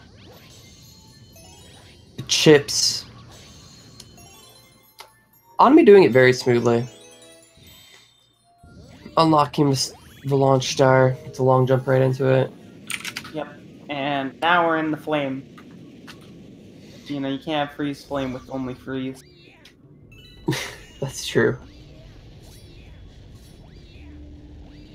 So, there's 2 different strats for this level. I don't know which one Admi does. Ooh, we do get to see the fire strat. This one is cool, but doesn't actually save that much time. It saves like a second over the other strat.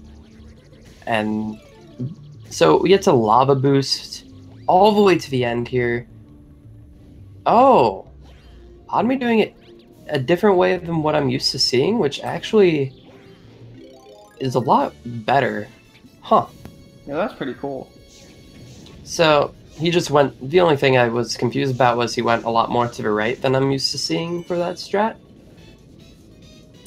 So he gets to just go right over there to the fire flower kind of faster without waiting for any of the platforms. Yeah. It looks like Firebreather is having a little trouble with the penguin, just now catching him. Penguins are birds, so I like them. Penguins are great birds.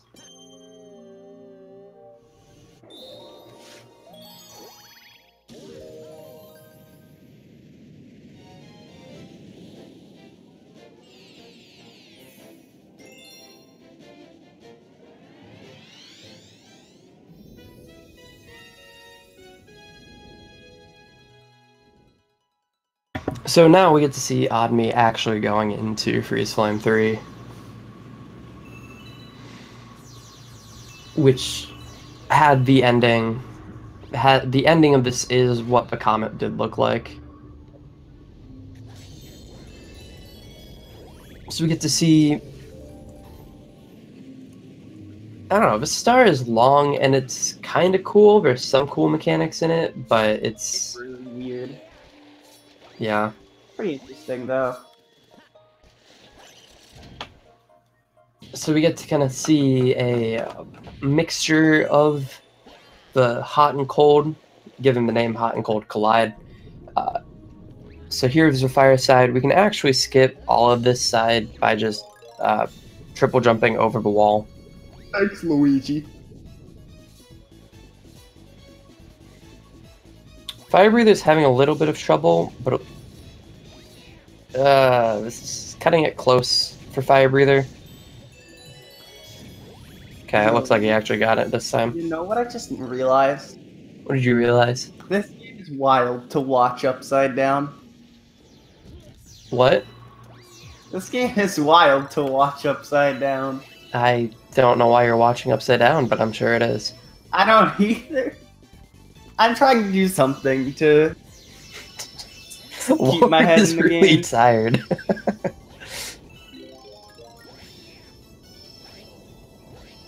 So, Admi is able to use the ice flower to get on lava to go over there. It's very weird, but it works, so whatever. And I believe now we're going to see him go into Honey Climb, I think? Which I will explain in about right. just a minute here. No, have we done Secret? No, You're we right. haven't. We have to do I Freeze forgot Flame about that. Secret first. Which I'll also explain in a second. I gotta do a thing real quick.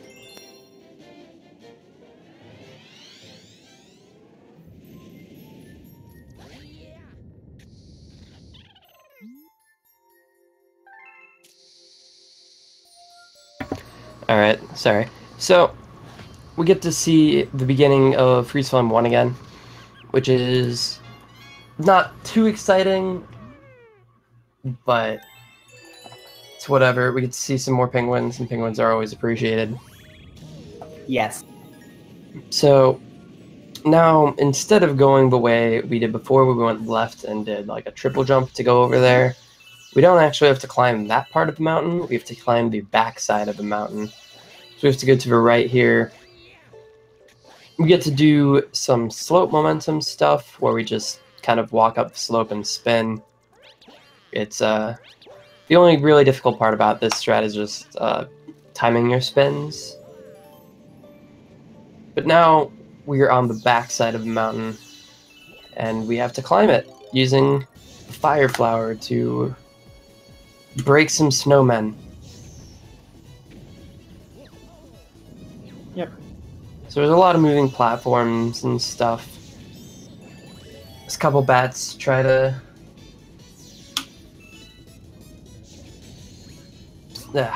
I just lost my train of thought again. I'm very good at this. So, anyway, fire flower is gone. We don't need it anymore. Just gotta climb up the remainder of it.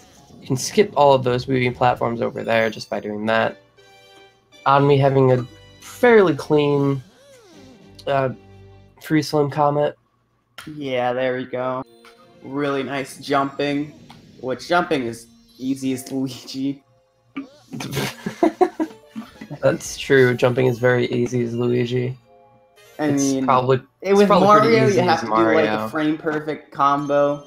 With Luigi, you just press the A button. Alright, we're gonna see this setup. Different setup than what Admi did for this strat in Freeze Flame 2. Yep, so the strat is significantly safer than the Lava Boost strat that Admi did, and it loses maybe a second on what Admi did, but it doesn't look as cool, so you are losing out on that swag factor. Yeah. So Admi is going into Honey Climb, which has a new strat, which I hope he goes for, and he should go for. He's not going for it. Oh, never mind. He is going for it. And failed it.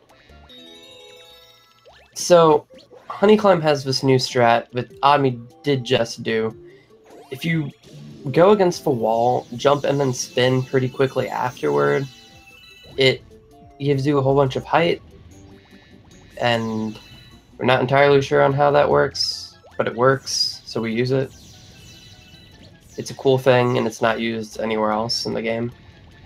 Yeah. Honey Climb, the other thing about Honey Climb is that there's a whole bunch of star bits, so it makes it very beneficial to collect them. Yeah. Because we already spent 400 star bits on one Hungry Luma, but there's another one that we want that takes, I think it's 600? Yes, that's right. It has 600 Yeah. star bits. So, having all the star bits we can here is still very nice. It's probably... This stage has the most star bits we'll ever collect in one stage for any percent. This stage is also scary because the bugs have the ground pound symbol on them, but they're on the wall. Ground pound them. It's very scary. Fortunately, they're Avi made it invincible. through. They've evolved to actually living on walls. Oh my god, that's scary. So, Oddme is going into probably my favorite individual star in this game, because it's very, very fun to execute. Lots of cool things you can do with it, and I did make a decent amount of discoveries in it. Decent amount meaning 1 or 2, but it's good enough for me. The stage has a whole bunch of new gravity sections, so a lot of this level is actually 2D, which is strange since it's a 3D game. However, I feel like they did the 2D sections of this stage very well, because you have the blue there, the red there, and the green there, and they all mean a different direction. And it's very fun to actually play with them. Mm-hmm. As well as having some pretty cool music to go with it. Yeah. Just don't fall in the dark stuff. It kills you instantly. Yeah, it may or may not be insta-death. It is. Very not good. And then there's this part of the stage where we're just gonna tempt fate for the sake of speed. So I'm curious... Nah. Nobody went for fast gravity skip so far that I've seen. Fast gravity skip, because that was gravity skip right there, which is pretty cool. Fast gravity skip just long jumps earlier and saves probably a couple seconds over that, maybe up to 5 at maximum. I don't remember who last night, but I think either you or Claire, I think it might have been Claire, actually got such a good jump that she didn't even wall jump off of the thing when it was facing to the left. Yes, that was Claire. Claire, it's kind of weird. You have to deal with the gravity just right to get it, and it's hard to do. I believe I actually did fast gravity skip last night, and it's a lot harder to get up there with it, but it's still slightly faster. Anyway, Ami is on the boss this time. Kind of like Bowser 1, we do have to cancel his animation, but we can't do it the same way because he has his spin animation. But we're also able to cancel that, so it's okay. We just have to spin into him.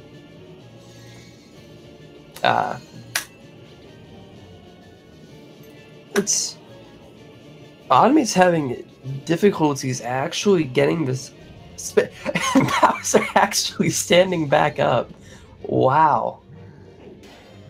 I've never seen anybody have that much troubles with it. It's very interesting. Didn't lose... It lost a good amount of time, but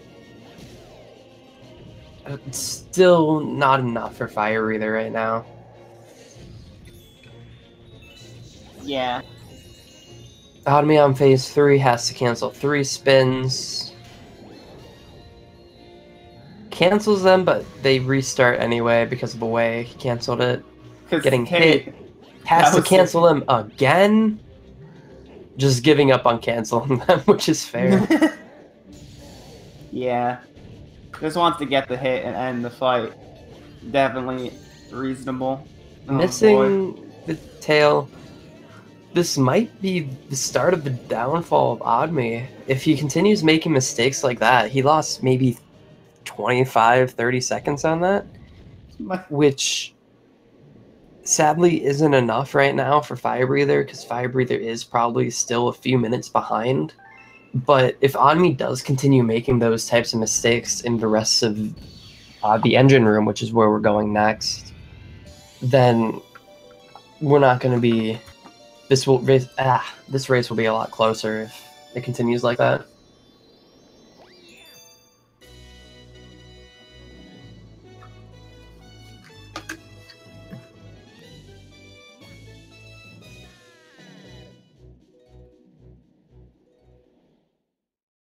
Oh yeah, by the way, don't worry about that third galaxy in bedroom. Don't worry about it. Yeah, that galaxy we didn't touch, yeah, just completely forget it. It doesn't exist. It doesn't exist. It's a terrible level.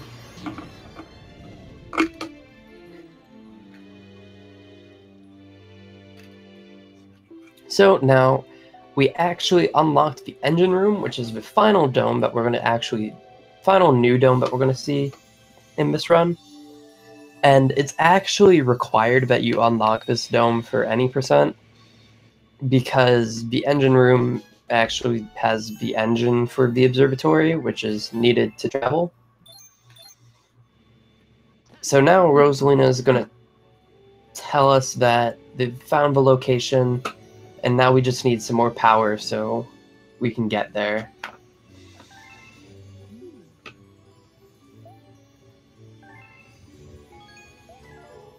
So now we can see Admi heading over to engine room right away. Want to get that out of the way as soon as possible, because it sucks. So the first star we're actually going to see in engine room is Goldleaf. And Goldleaf may look a little familiar. May have seen it earlier in the run, maybe. Just maybe different colors. You guys can let me know if you recognize it at all. Oh. Yeah, Goldleaf is themed after... If you guys have ever played... a kind of unknown game for the N64 called Banjo 3. Yeah, this is that whole game. Galaxy. That's just how good the technology of the Wii is. No, in actuality, this is just Honey Hive. It's Honey Hive, but mirrored, but it has the Maple Treeway theme. So it's better because it has Autumn theme. It's just throwing that out there. It's better for that, but it's worse because we have to deal with bunnies again. Yeah, but I like bunnies. I like bunnies, just not in this game. I can agree. So, Onmi just went around the stage collecting the star chips just so we can get the pole stars up into this launch star. And we get shot off to this other planet here with a bunny on it. Oh, our best friend. Let's see what strat he does. Yep, just shoots him. Very good shot, actually. Good, no issues with the bunny at all. Didn't jump on top. I still can't believe that happened. Alright, Firebreather has died twice now at the beginning of Dark Matter Planet, which is not that good, especially if you wanted to catch up. Ami did make those mistakes, but right now, Firebreather's also making bad mistakes, so... Yeah. If it continues like that, I think we might know. So now we've unlocked the boss of Engine Room, but we're never going to do it because it's very slow. Yeah. It's However, a boss that we never even fought the first time it appeared. Exactly, because it was also slow. Well, actually, the boss the first time isn't that slow. There is a slight alternate route where you get rid of the manta ray surfing level and replace it with the level where we actually do fight that boss, but I believe it's maybe 8 seconds slower, and the level is a lot harder than just racing. the Yeah. guy. So on me, no! Firebreather No! failing at the end of the section. That sucks. I think he did the skip though, so it's slightly better, but Get the still skip, yeah. sucks. Okay, so we'll probably go for it again. It's better I than definitely think dying after doing it casually. Yeah. So I do want to note here that this is probably a slight route difference that we're going to see. It's very slight. It won't matter that much because it doesn't. Oddme actually did Secret now instead of Gold Leaf 2, which I think saves a little time, but not very much. It's nice though. Personally, I would do 2 first just because 2 is more difficult. But again, it doesn't really matter. And either way, we get to see him going into Gold Leaf 2 right now, so we don't really get to miss anything. Firebreather not having the best luck with the fight. Alright, figuring it out. Gonna see Oddme do some cool tricks here real quick. Right away here we get to see a side flip onto this cube planet, skip the Cataquack, and here we get to see a triple jump onto the cube planet again because we want to see this triple jump again. So we get to see the triple jump again, get to see it back onto the cube planet because we're really not ready for this next part of this level. Oddme can't figure it out, which is just fine. It is a harder trick. Yeah, but you get over to this planet, which is shaped like an abomination. Yeah, it's like an M, but a very weird shaped M. And there's Cataquacks on it. And that's the only Cataquack we have to deal in this level. Yeah, unfortunately, this... Or the only mandatory one, I mean. Yeah. You can just get up to this bee mushroom real easy. Yep, and then we can skip the rest of it just by kind of flying straight down there. Using the bee mushroom, yeah. It's pretty fun. Get to skip doing everything else, which is very beneficial for a speedrun, because skipping things is fast. And Firebreather is done with Bowser 4 to that stage. That's right. So we get to see Oddme going into Gold Leaf 3 now. I have hiccups now. That's nice. Gold Leaf 3 is a very fun stage. Has some pretty fun things we get to do with it. So you can see all those platforms right there. We're not going to see those at all. So we probably, yeah. So it looks like Oddme is going to go over here. So there's this tree here. Ooh, actually doing the triple jump strat. It is faster. Missing it though. So usually what you do is line up with this tree, just do some backflips.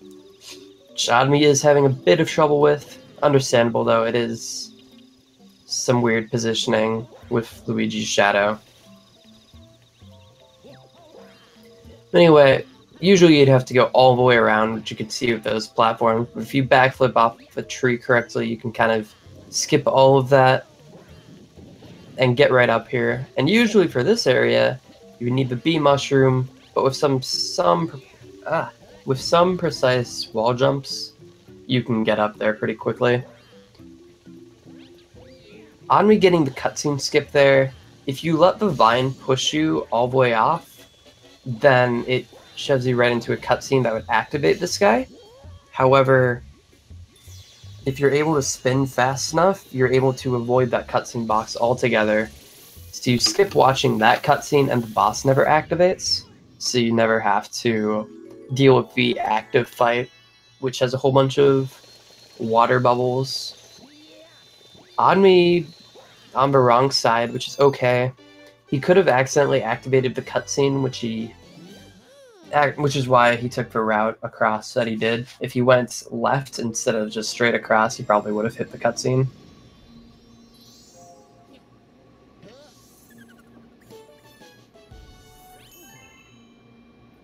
Hitting the cutscene, though, after the fight is over, it does still lose the, I think, 8 seconds it takes to play it.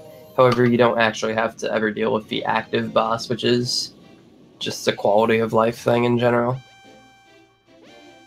So Admi is on the comet here.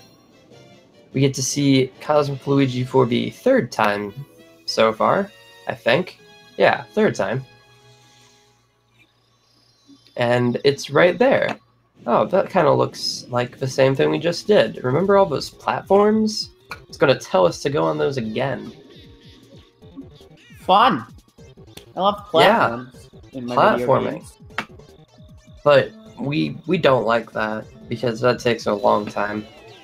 So Admi's going to do essentially the same thing that he just did in the last star, except that if he fails this triple jump, the setup will be slightly different. Okay, but he didn't fail the triple jump. So he got up there really quickly, able to get the star.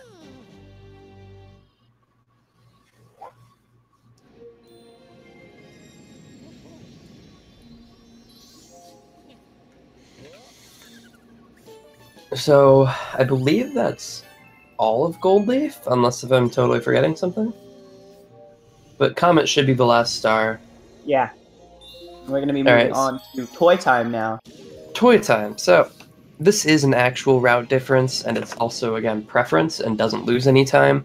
You can do Toy Time first before the other star, Sea Slide, and that's just so you can get the Toy Time stars out of the way. They're still all going to be doing the same stars, just maybe in a different order. We'll get to see in a little while here what stage Firebreather decides to go in first.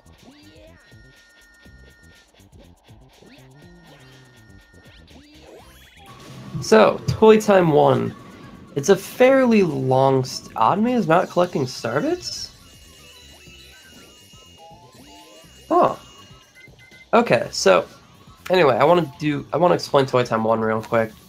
It's a fairly long stage, and the end has that giant Mecha Koopa thing. Bowser. What was that, Lori? This Mecha Bowser. Mecha Bowser, yeah, you know. It's a giant metal being. I guess. It's a giant metal... Yeah, I guess it's Bowser, because it's heavy metal Mecha Bowser, I think it's called. Bowser Jr. is the father. No, wait, Bowser is the father. Bowser Jr. I am heavily confused. There is a skip here, but I do want to bring up, because I was confused by it, Admi is not collecting Starbits here, which is very interesting. This stage has 90 Starbits, which is very beneficial for the 600 we need. So I guess I didn't see if he has enough Starbits already, but... And it's beneficial not to collect any Starbits if you can, because you skip a text box and it saves about a second. Yeah. So anyway, we get to do some fancy wall kicks here. Admi falling. Not dying. Without dying, which is good. But these wall kicks here... in this stage, if you're able to get them at all, it saves at least a minute. And Admi got up there. Yeah, Admi got up there finally, which is good. We'll get to skip the entire rest of it, which you can kind of see on the front of them there. Mm-hmm. And you get to skip the spring mushroom, which is very good, because the spring mushroom is terrible. We don't like it. Yeah, we won't be seeing either player use it because the spring mushroom is terrible.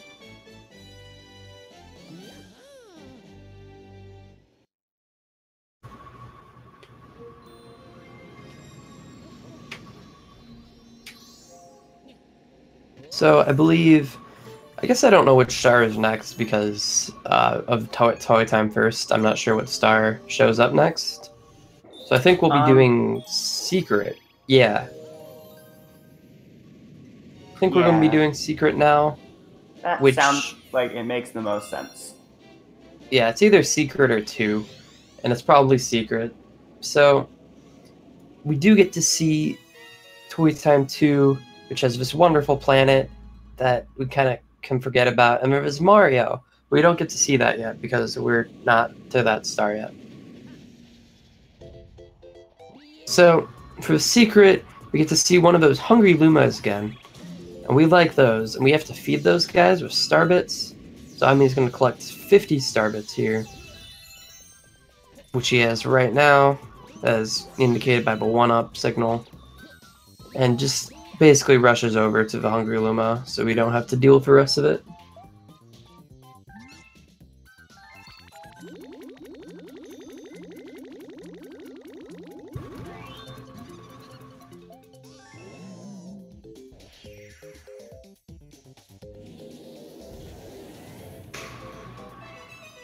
So we did unlock this new planet, which is called like the flip switch chain. And you can tell it's a chain because it has 2 interlocking things. It's the set of planets is absolutely terrible. Odd me dying, that's exactly why they're terrible. It's very easy to die on those, especially when going fast, because all of these guys are running on a cycle, and you kind of want to beat some of the cycles, but if you're going fast, it's kind of hard to do. And on me just was not fast enough. Like right here, getting caught, I was not expecting that actually. But that's exactly what I mean about going fast in the cycles. If he was slightly faster, he would have made it in there, but he didn't, which is the important part.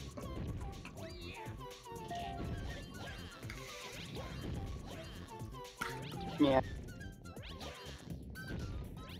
So basically, the stars, he's just probably pretty frustrated right now, which I think we can tell by his spinning. Rage spins? Ugh. That's a thing I see in some games. Some people, they'll do funny things when they're mad. Like Zelda games have rage slashes. That makes sense. I've seen a lot of...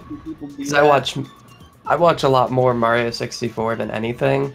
And one of the things I see a lot are just rage pauses, where we just pause. Oh yeah, and rage pauses are great.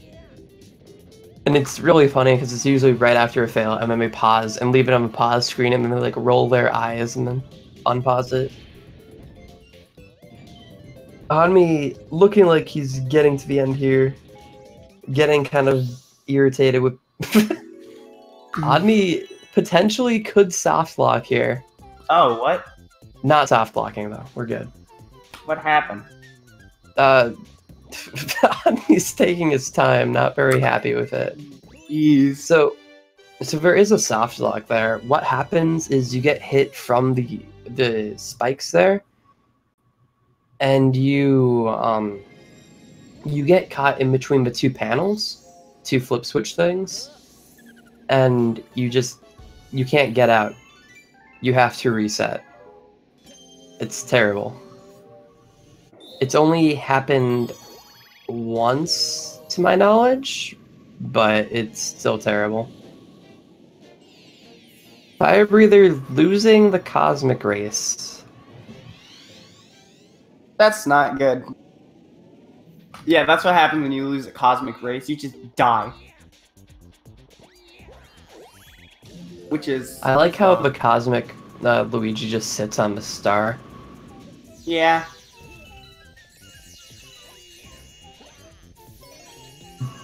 Anyway, from On Me, we get to see actual Toy Time 2 this time. Doing a triple jump, getting it. Weird camera, though, but still gets it, doesn't matter. Just skips some traveling. We're just collecting some star chips here, just so we can unlock the launch star real quick. Yep, and then we will be going... comment for Firebreather.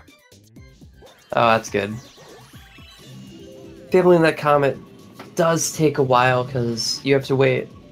Because, like, you have as long as it takes until he gets there, but if you die, that means you've wasted approximately a minute trying to get the star, which sucks. On top of Mario right now, collecting some silver stars. Collecting them all. Yeah, this Mario is really interesting because like the three colors are all a different type of hazardous thing. So like platforms that rotate or disappear, or lava. Lava's my favorite platform. Lava is a great platform. Sadly, you don't get to see the Luigi comet, purple coin one. I feel like it would be very cool to see in the any percent, but it's impossible because purple coins.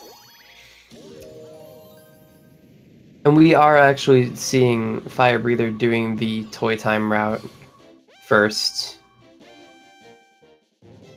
which is probably beneficial just to get the hard stars out of the way for him as well.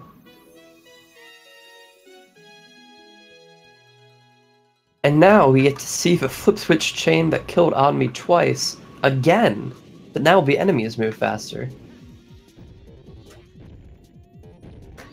So there's a very slight change in this star too. So on top of everything moving faster, those red spike platforms, they're slightly bigger. Oh. There's no real reason why, I don't think. They're just bigger. Oh. Ami having some difficulties with the gravity there, getting hit. He was trying to go for the faster thing, which I guess is faster, like I just said, but it's a lot riskier because you can totally get squashed mid-air sometimes by these tox boxes. Which is why some runners choose not even to deal with it. Admi's still going for it, though. Getting it just fine this time, though, so it's alright. Yeah, if you look closely, you can tell right here that the red things are slightly bigger. They're actually covering the entire platform now. Or the entire Switch.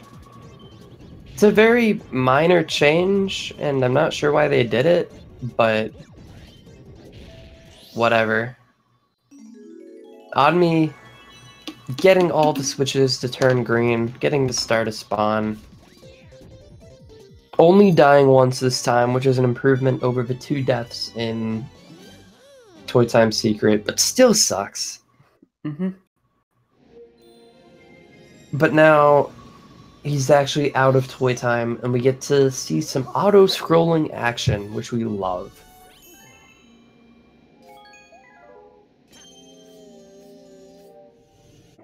So, Sea Slide 1 has this fantastic mechanic of this shark. Letting the commentators go after him.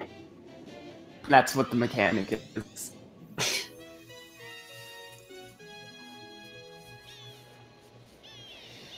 So there's that shark, Chris Grin in chat.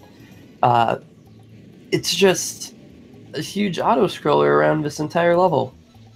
It's pretty great. The shark's name is Guppy. He's like, hey, this is my turf. Swim through 8 rings. So we did see Admi do a bit of what we call a surface swim there. And I actually won't... I suppose I can explain it now while we have time. Admi just wasting time because he can. So surface swimming is I think the fastest method of traveling in this game, period, excluding launch stars and everything like that. So surface swimming is where the game thinks you are both underwater and above water at the same time, and it will give you the speed of being underwater plus more speed for some reason, and then you have infinite air on top of that because it thinks you're above water as well. And it's very weird. The only issue is that it's not that easy to get. I don't know how many frames per second this game, if it's 30 or 60, but in the last 11 frames of your spin, you have to reach for surface of the water. And that's that trick. And it saves a very good amount of time if you're able to get it quickly. And for this star, it does not matter because it is an auto-scroller, but for the next star that Admi will be doing, which I believe will be Comet, but it's both useful for Sea Slide Comet and Sea Slide 2. I'm back. Welcome back.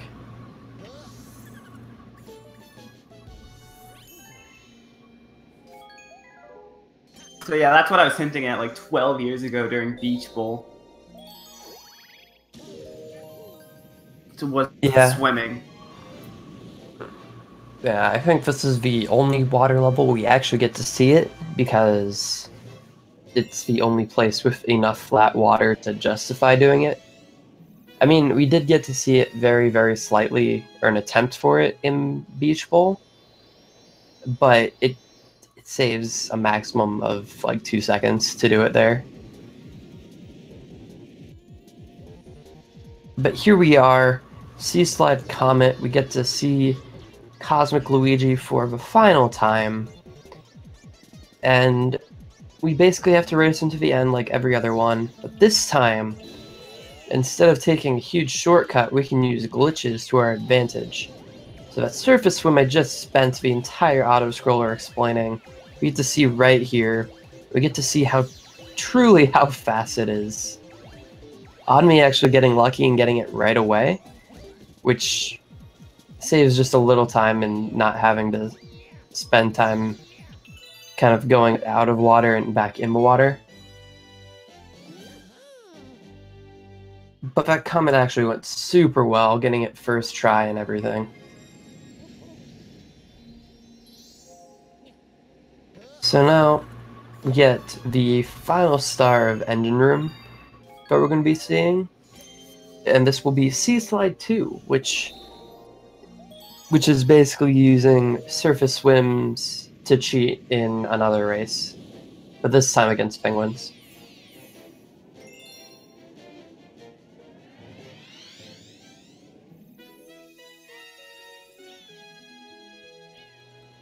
The general race times for this game are anywhere, depending on skill level, are anywhere between 2.5 hours and 3 hours, but I believe this race will end somewhere around 2:40-ish. Yeah, that sounds about right. I guess I don't know what pace either of them on, but I'm guessing 2:40, maybe.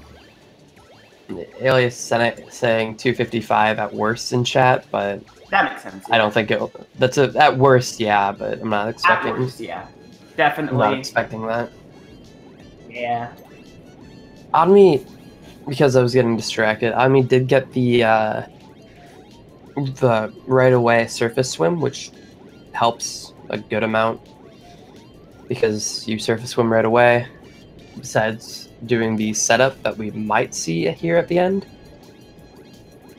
because it is, like I said, a little inconsistent because it is 11 frames. But no, Admi getting it right away, at Shell chasing him, not having it. Admi having a fantastic race time of a 49, which is really, really good.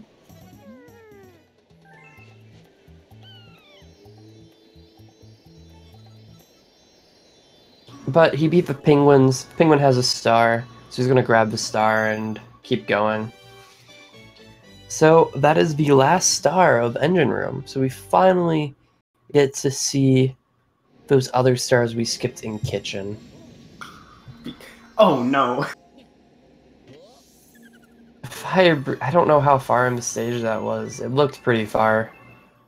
I don't know where in the stage it was. All I know is the Toxbox just did the tiniest of hops and ran right into it. Oh, the tiny hop. I know what you're talking about. Yeah. I didn't get to see it, sadly, but I saw the death, and that's all I needed to see to figure out what happened. That's what I'm talking about. There's the death in midair. Firebreather getting it. It's very smart to choose not go for it, but it's still something a lot of people go for.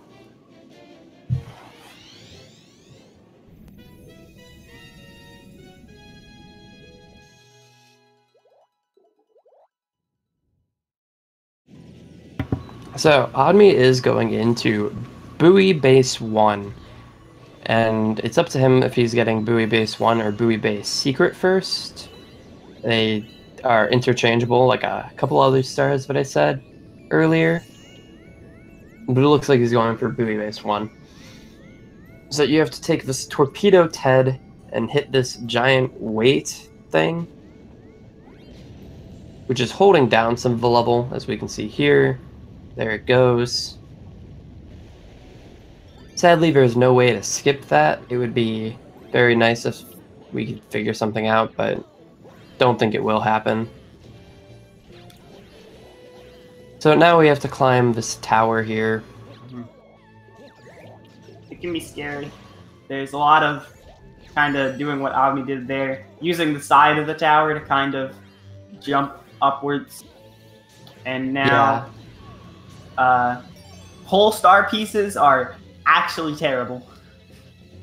Yep, we can skip all of them by doing a well-timed spin. So now we get to see this Pokeball and see what kind of Pokemon is in it. And it's a star. Whoa! It's a Staryu. Staryu, yeah, there you go. There you go.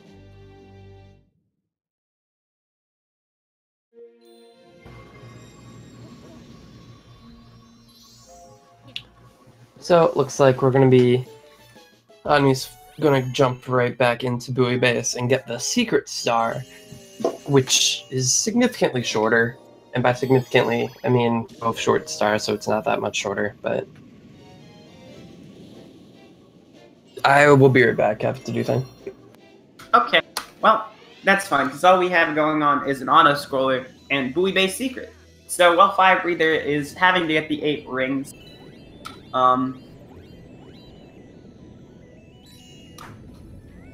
Agni's gonna go down here, and instead of taking the torpedo TED to the weight that was weighing down the base previously, we're gonna take it to this pipe. And for whatever reason, the pipe can just vacuum you in. It's strange. There's the pipe. Yeah, there's a green star in this container. We've already gotten a green star, so we won't get a cutscene about what a green star is. It's a star. It's a star, but it's a green. If we get 3 of them, they unlock the trial galaxies. But we don't need to know what those are because we're any percent, and we don't ever get 3.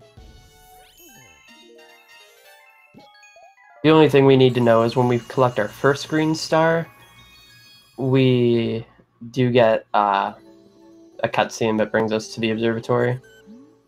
Omni shooting out starbits to get exactly 602. Fairly fitting, because he has won a 602 in the past. At least 1, maybe 2, I don't remember.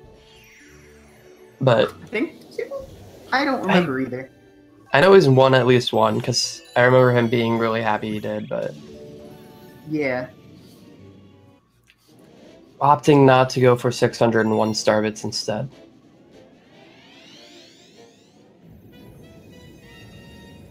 Anyway, drip drop. So, these giant eels, they suck, and these penguins are not happy about the eels. So, these eels are all based on cycles and how long they're in your vision. So, we have to deal with... We have to move in a very specific way to make sure they don't get out of place. So we don't actually get to see that because Admi has messed up, which sucks quite a bit.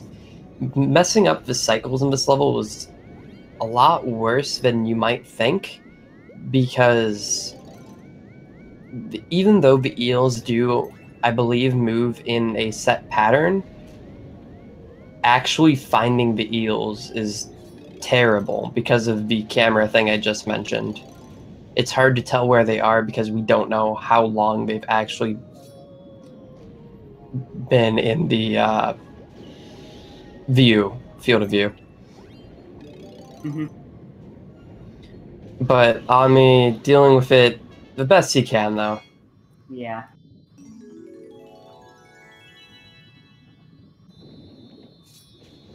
Meanwhile, Firebreather gonna be finishing up the race here with Cosmic Luigi.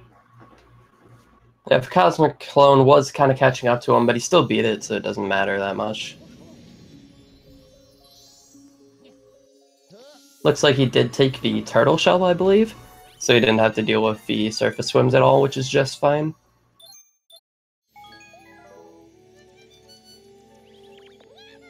So now we get to talk to Toad again, and we get to see our best friend Luigi again. He has found yet another star, and this time in Honey Hive.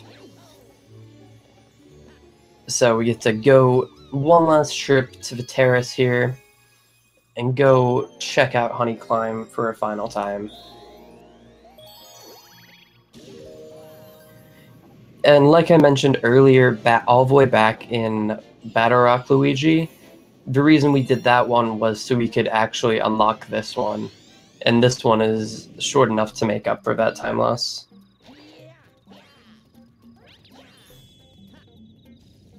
Honey Climb? Yeah, I meant Honey Hive, but you know, Honey Climb works too. I mean, you did just climb up the ledge there. Yeah, see, we're climbing, and there's honey.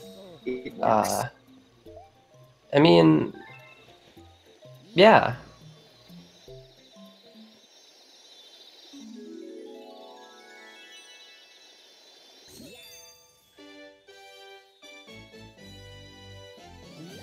Anyway, there's the last time we get to see Luigi, besides the one we're playing as.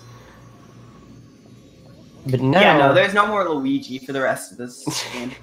Yep, now we just play as Mario for the rest of the game. That's how it works.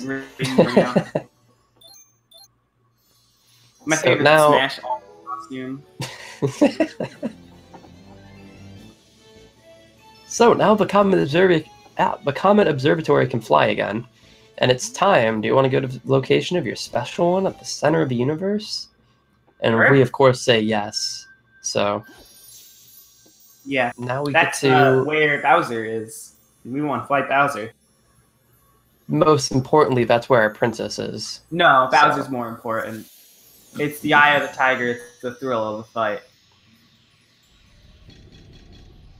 Yeah, exactly. That's right. That's how the song goes. I mean, yeah, but I don't know.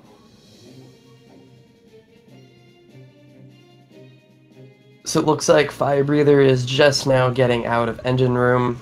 Looks like he'll be going over into kitchen again to go to buoy base.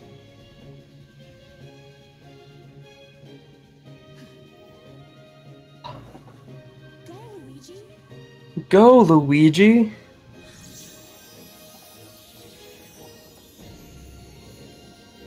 Get some Go Luigis in chat to cheer Admi on.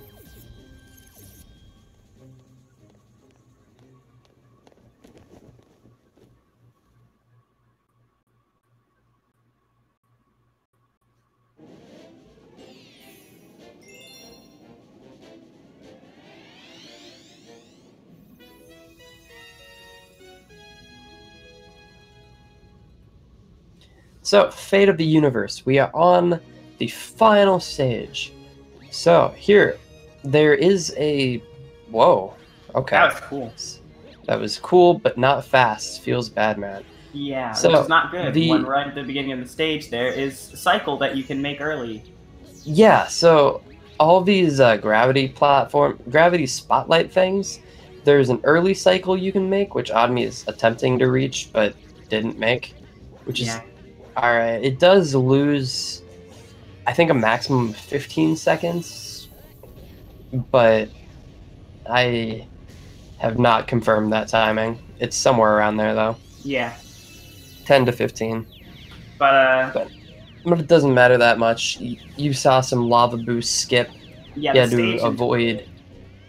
You have a lot of these kind of small spherical planets that it's kind of like a gauntlet of these smaller planets, and you see a lot of skips because they're so small that platforms are within like long jump distances. Mm-hmm. So I believe there's a skip on every one of them except for the ice one and this one. That sounds about right. So we're on the final gauntlet piece of this stage, which can be nerve-wracking. I've definitely seen runs lost here. Yeah, lots of lava, lots of bullet bills. There's lots of bullet bills, moving platforms, lava. Especially this last part here. Because there's all these bullet bills that are chasing you. They can knock you right into the lava. And fortunately, Admi makes it to the fight here.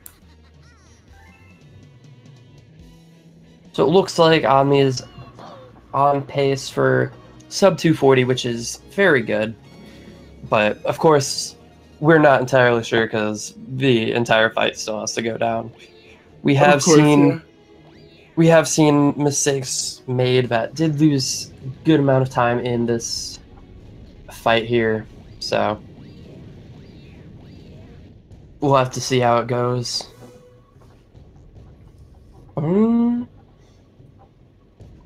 So Bowser basically reveals his plan, or by revealing it, I mean that he's like, alright, this is where I'm doing my magic. So he's like, from this galaxy, I want to do Bowser stuff.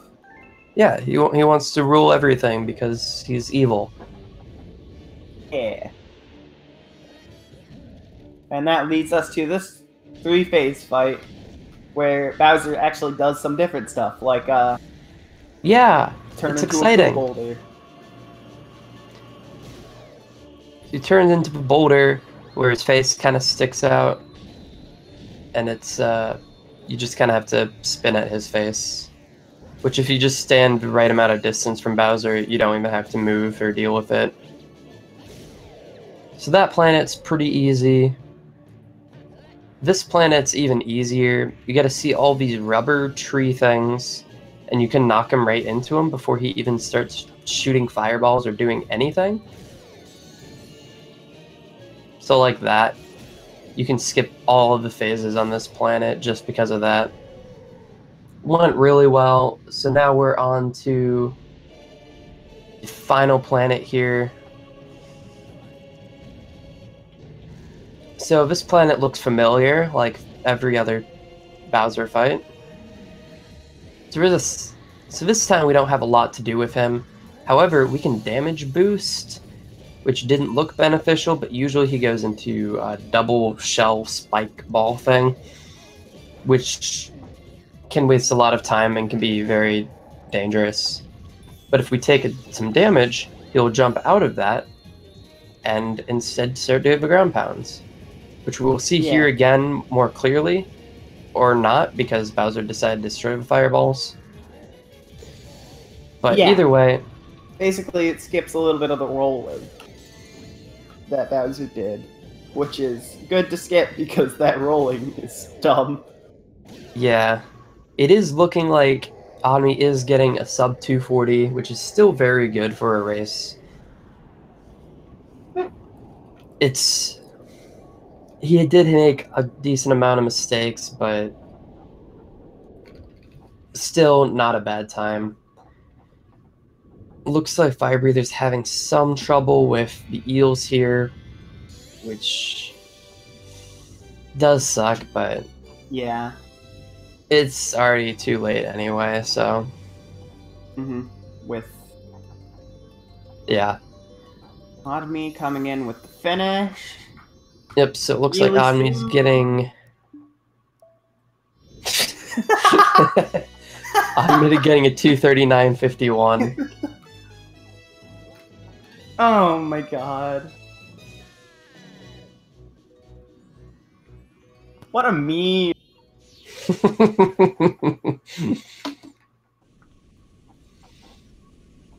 That was pretty good. Yeah. So, yeah, we were debated there. That was pretty fun. So, if Otomy is in this thing, we can ask questions if he wants to. Is he in the thing? Usually you get one when you just finish up, so... Hopefully we'll be joining soon.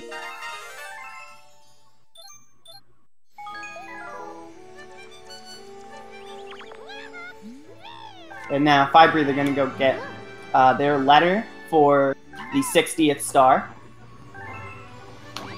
Yep. We just have to go see Luigi. So it isn't the last time we get to see Luigi, I guess, which is nice. Luigi number 2, of course.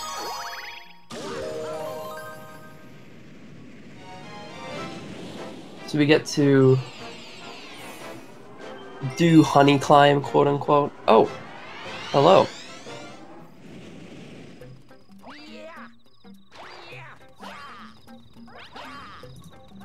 Hi on.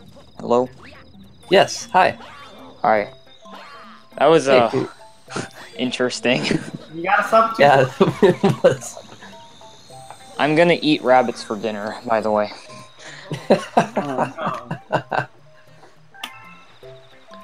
Yeah. Oh my god. Hey, well, you still did get sub 240, which is still a pretty good time. Yeah, I haven't played this game in like a month, so it makes sense Yeah, but that it's even better at that point. get that kind of time. Toy time makes me... Oh, that was...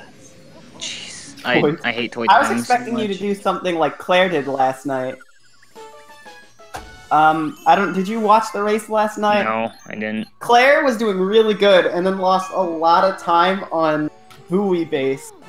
And during the cutscene before Bowser 3, just pulled up text that said, "I hate buoy base." I Oh, I think I expect- did see that part. Yeah, I was waiting for something like that to happen.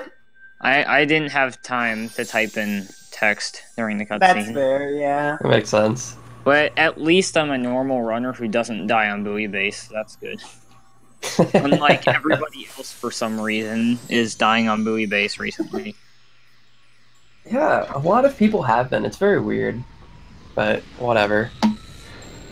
I mean, I think my bedroom was probably the best part of the run. Your bedroom was really good, yes. And then Yeah, the bedroom I'm overall usually is... really good at engine room. I honestly don't know why I did so bad. Like, obviously toy time, but Gold Leaf as well was bad. Normally I'm pretty consistent.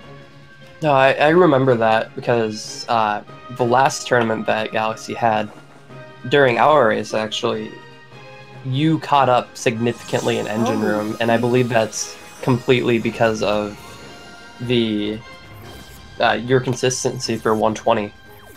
Yeah, I'm a 120 runner who like occasionally does any percent. My 120 time is a lot better than my any percent time, at least for my skill.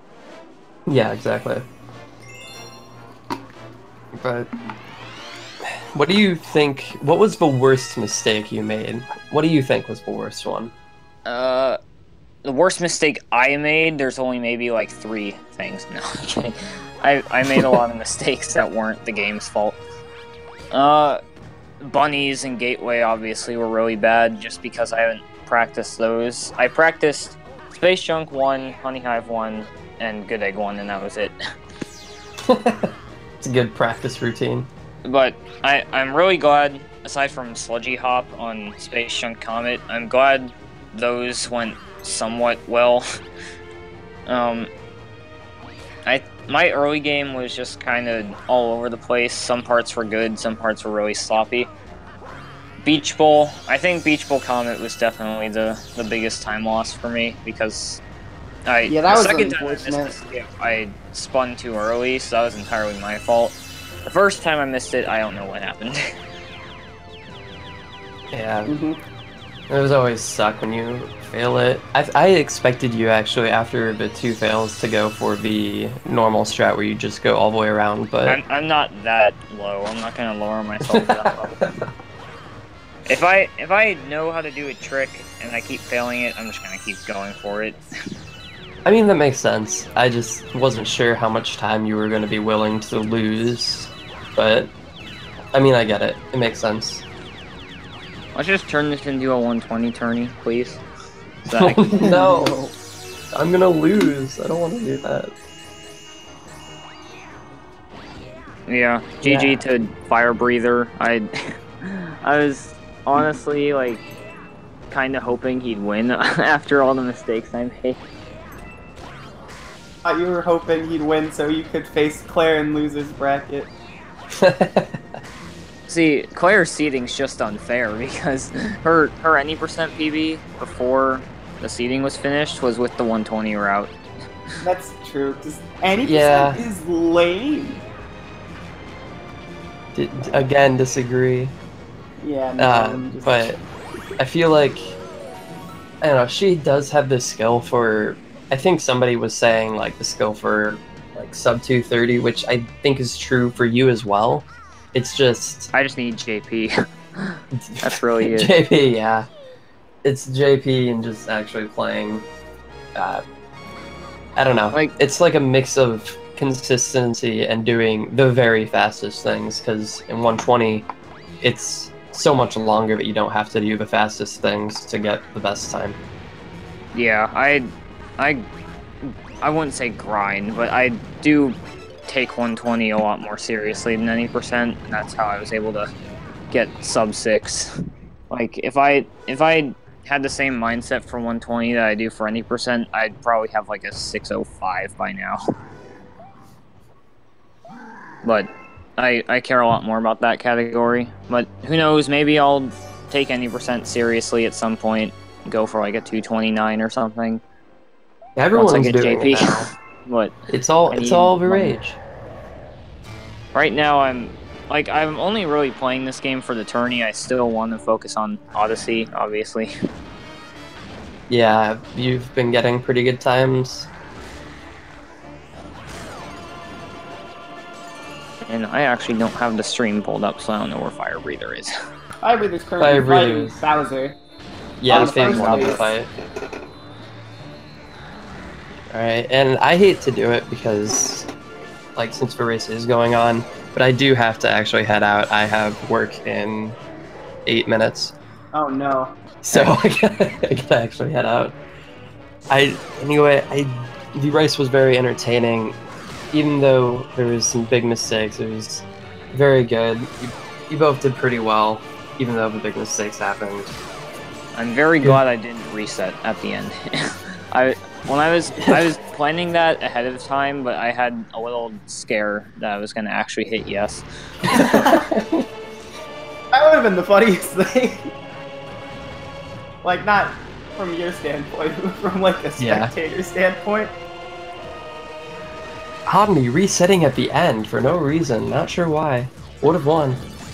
Anyway, like I said, I gotta go. Anyway, Omni, we'll race sometime. Yeah. Can't wait for that. The rematch. The rematch. Alright.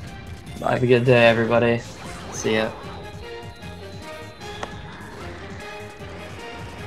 So, Firebreather having a problem getting hit by a fireball after he was rolling around in the shells, so took an extra jump to get the glass hit, but Bowser's tail is on fire right now.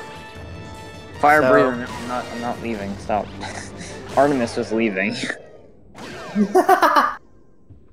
Well, Firebreather's going to be leaving Bowser in the flame.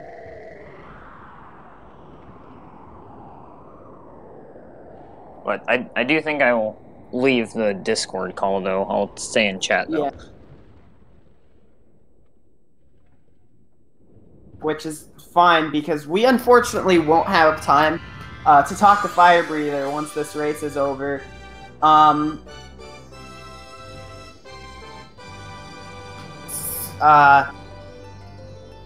We have to set up for the A Link to the Past randomizer summer tournament, which, okay, Firebreather, please finish for us. This is painful. We need to get going with Link to the Past. Firebreather. This is not the time to do this.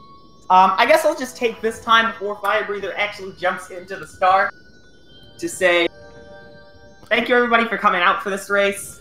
Definitely would recommend following the runners if you would like to do so.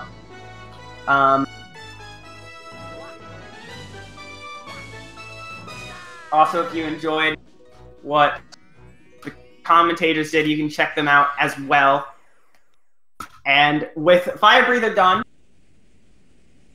with a time of 2:50:46, we need to head out. We need to prepare for the A Link to the Past randomizer summer tournament, because this is the first speed gaming tournament with a cash prize pool, so a lot of people really want to see this. So I won't stop you from doing that.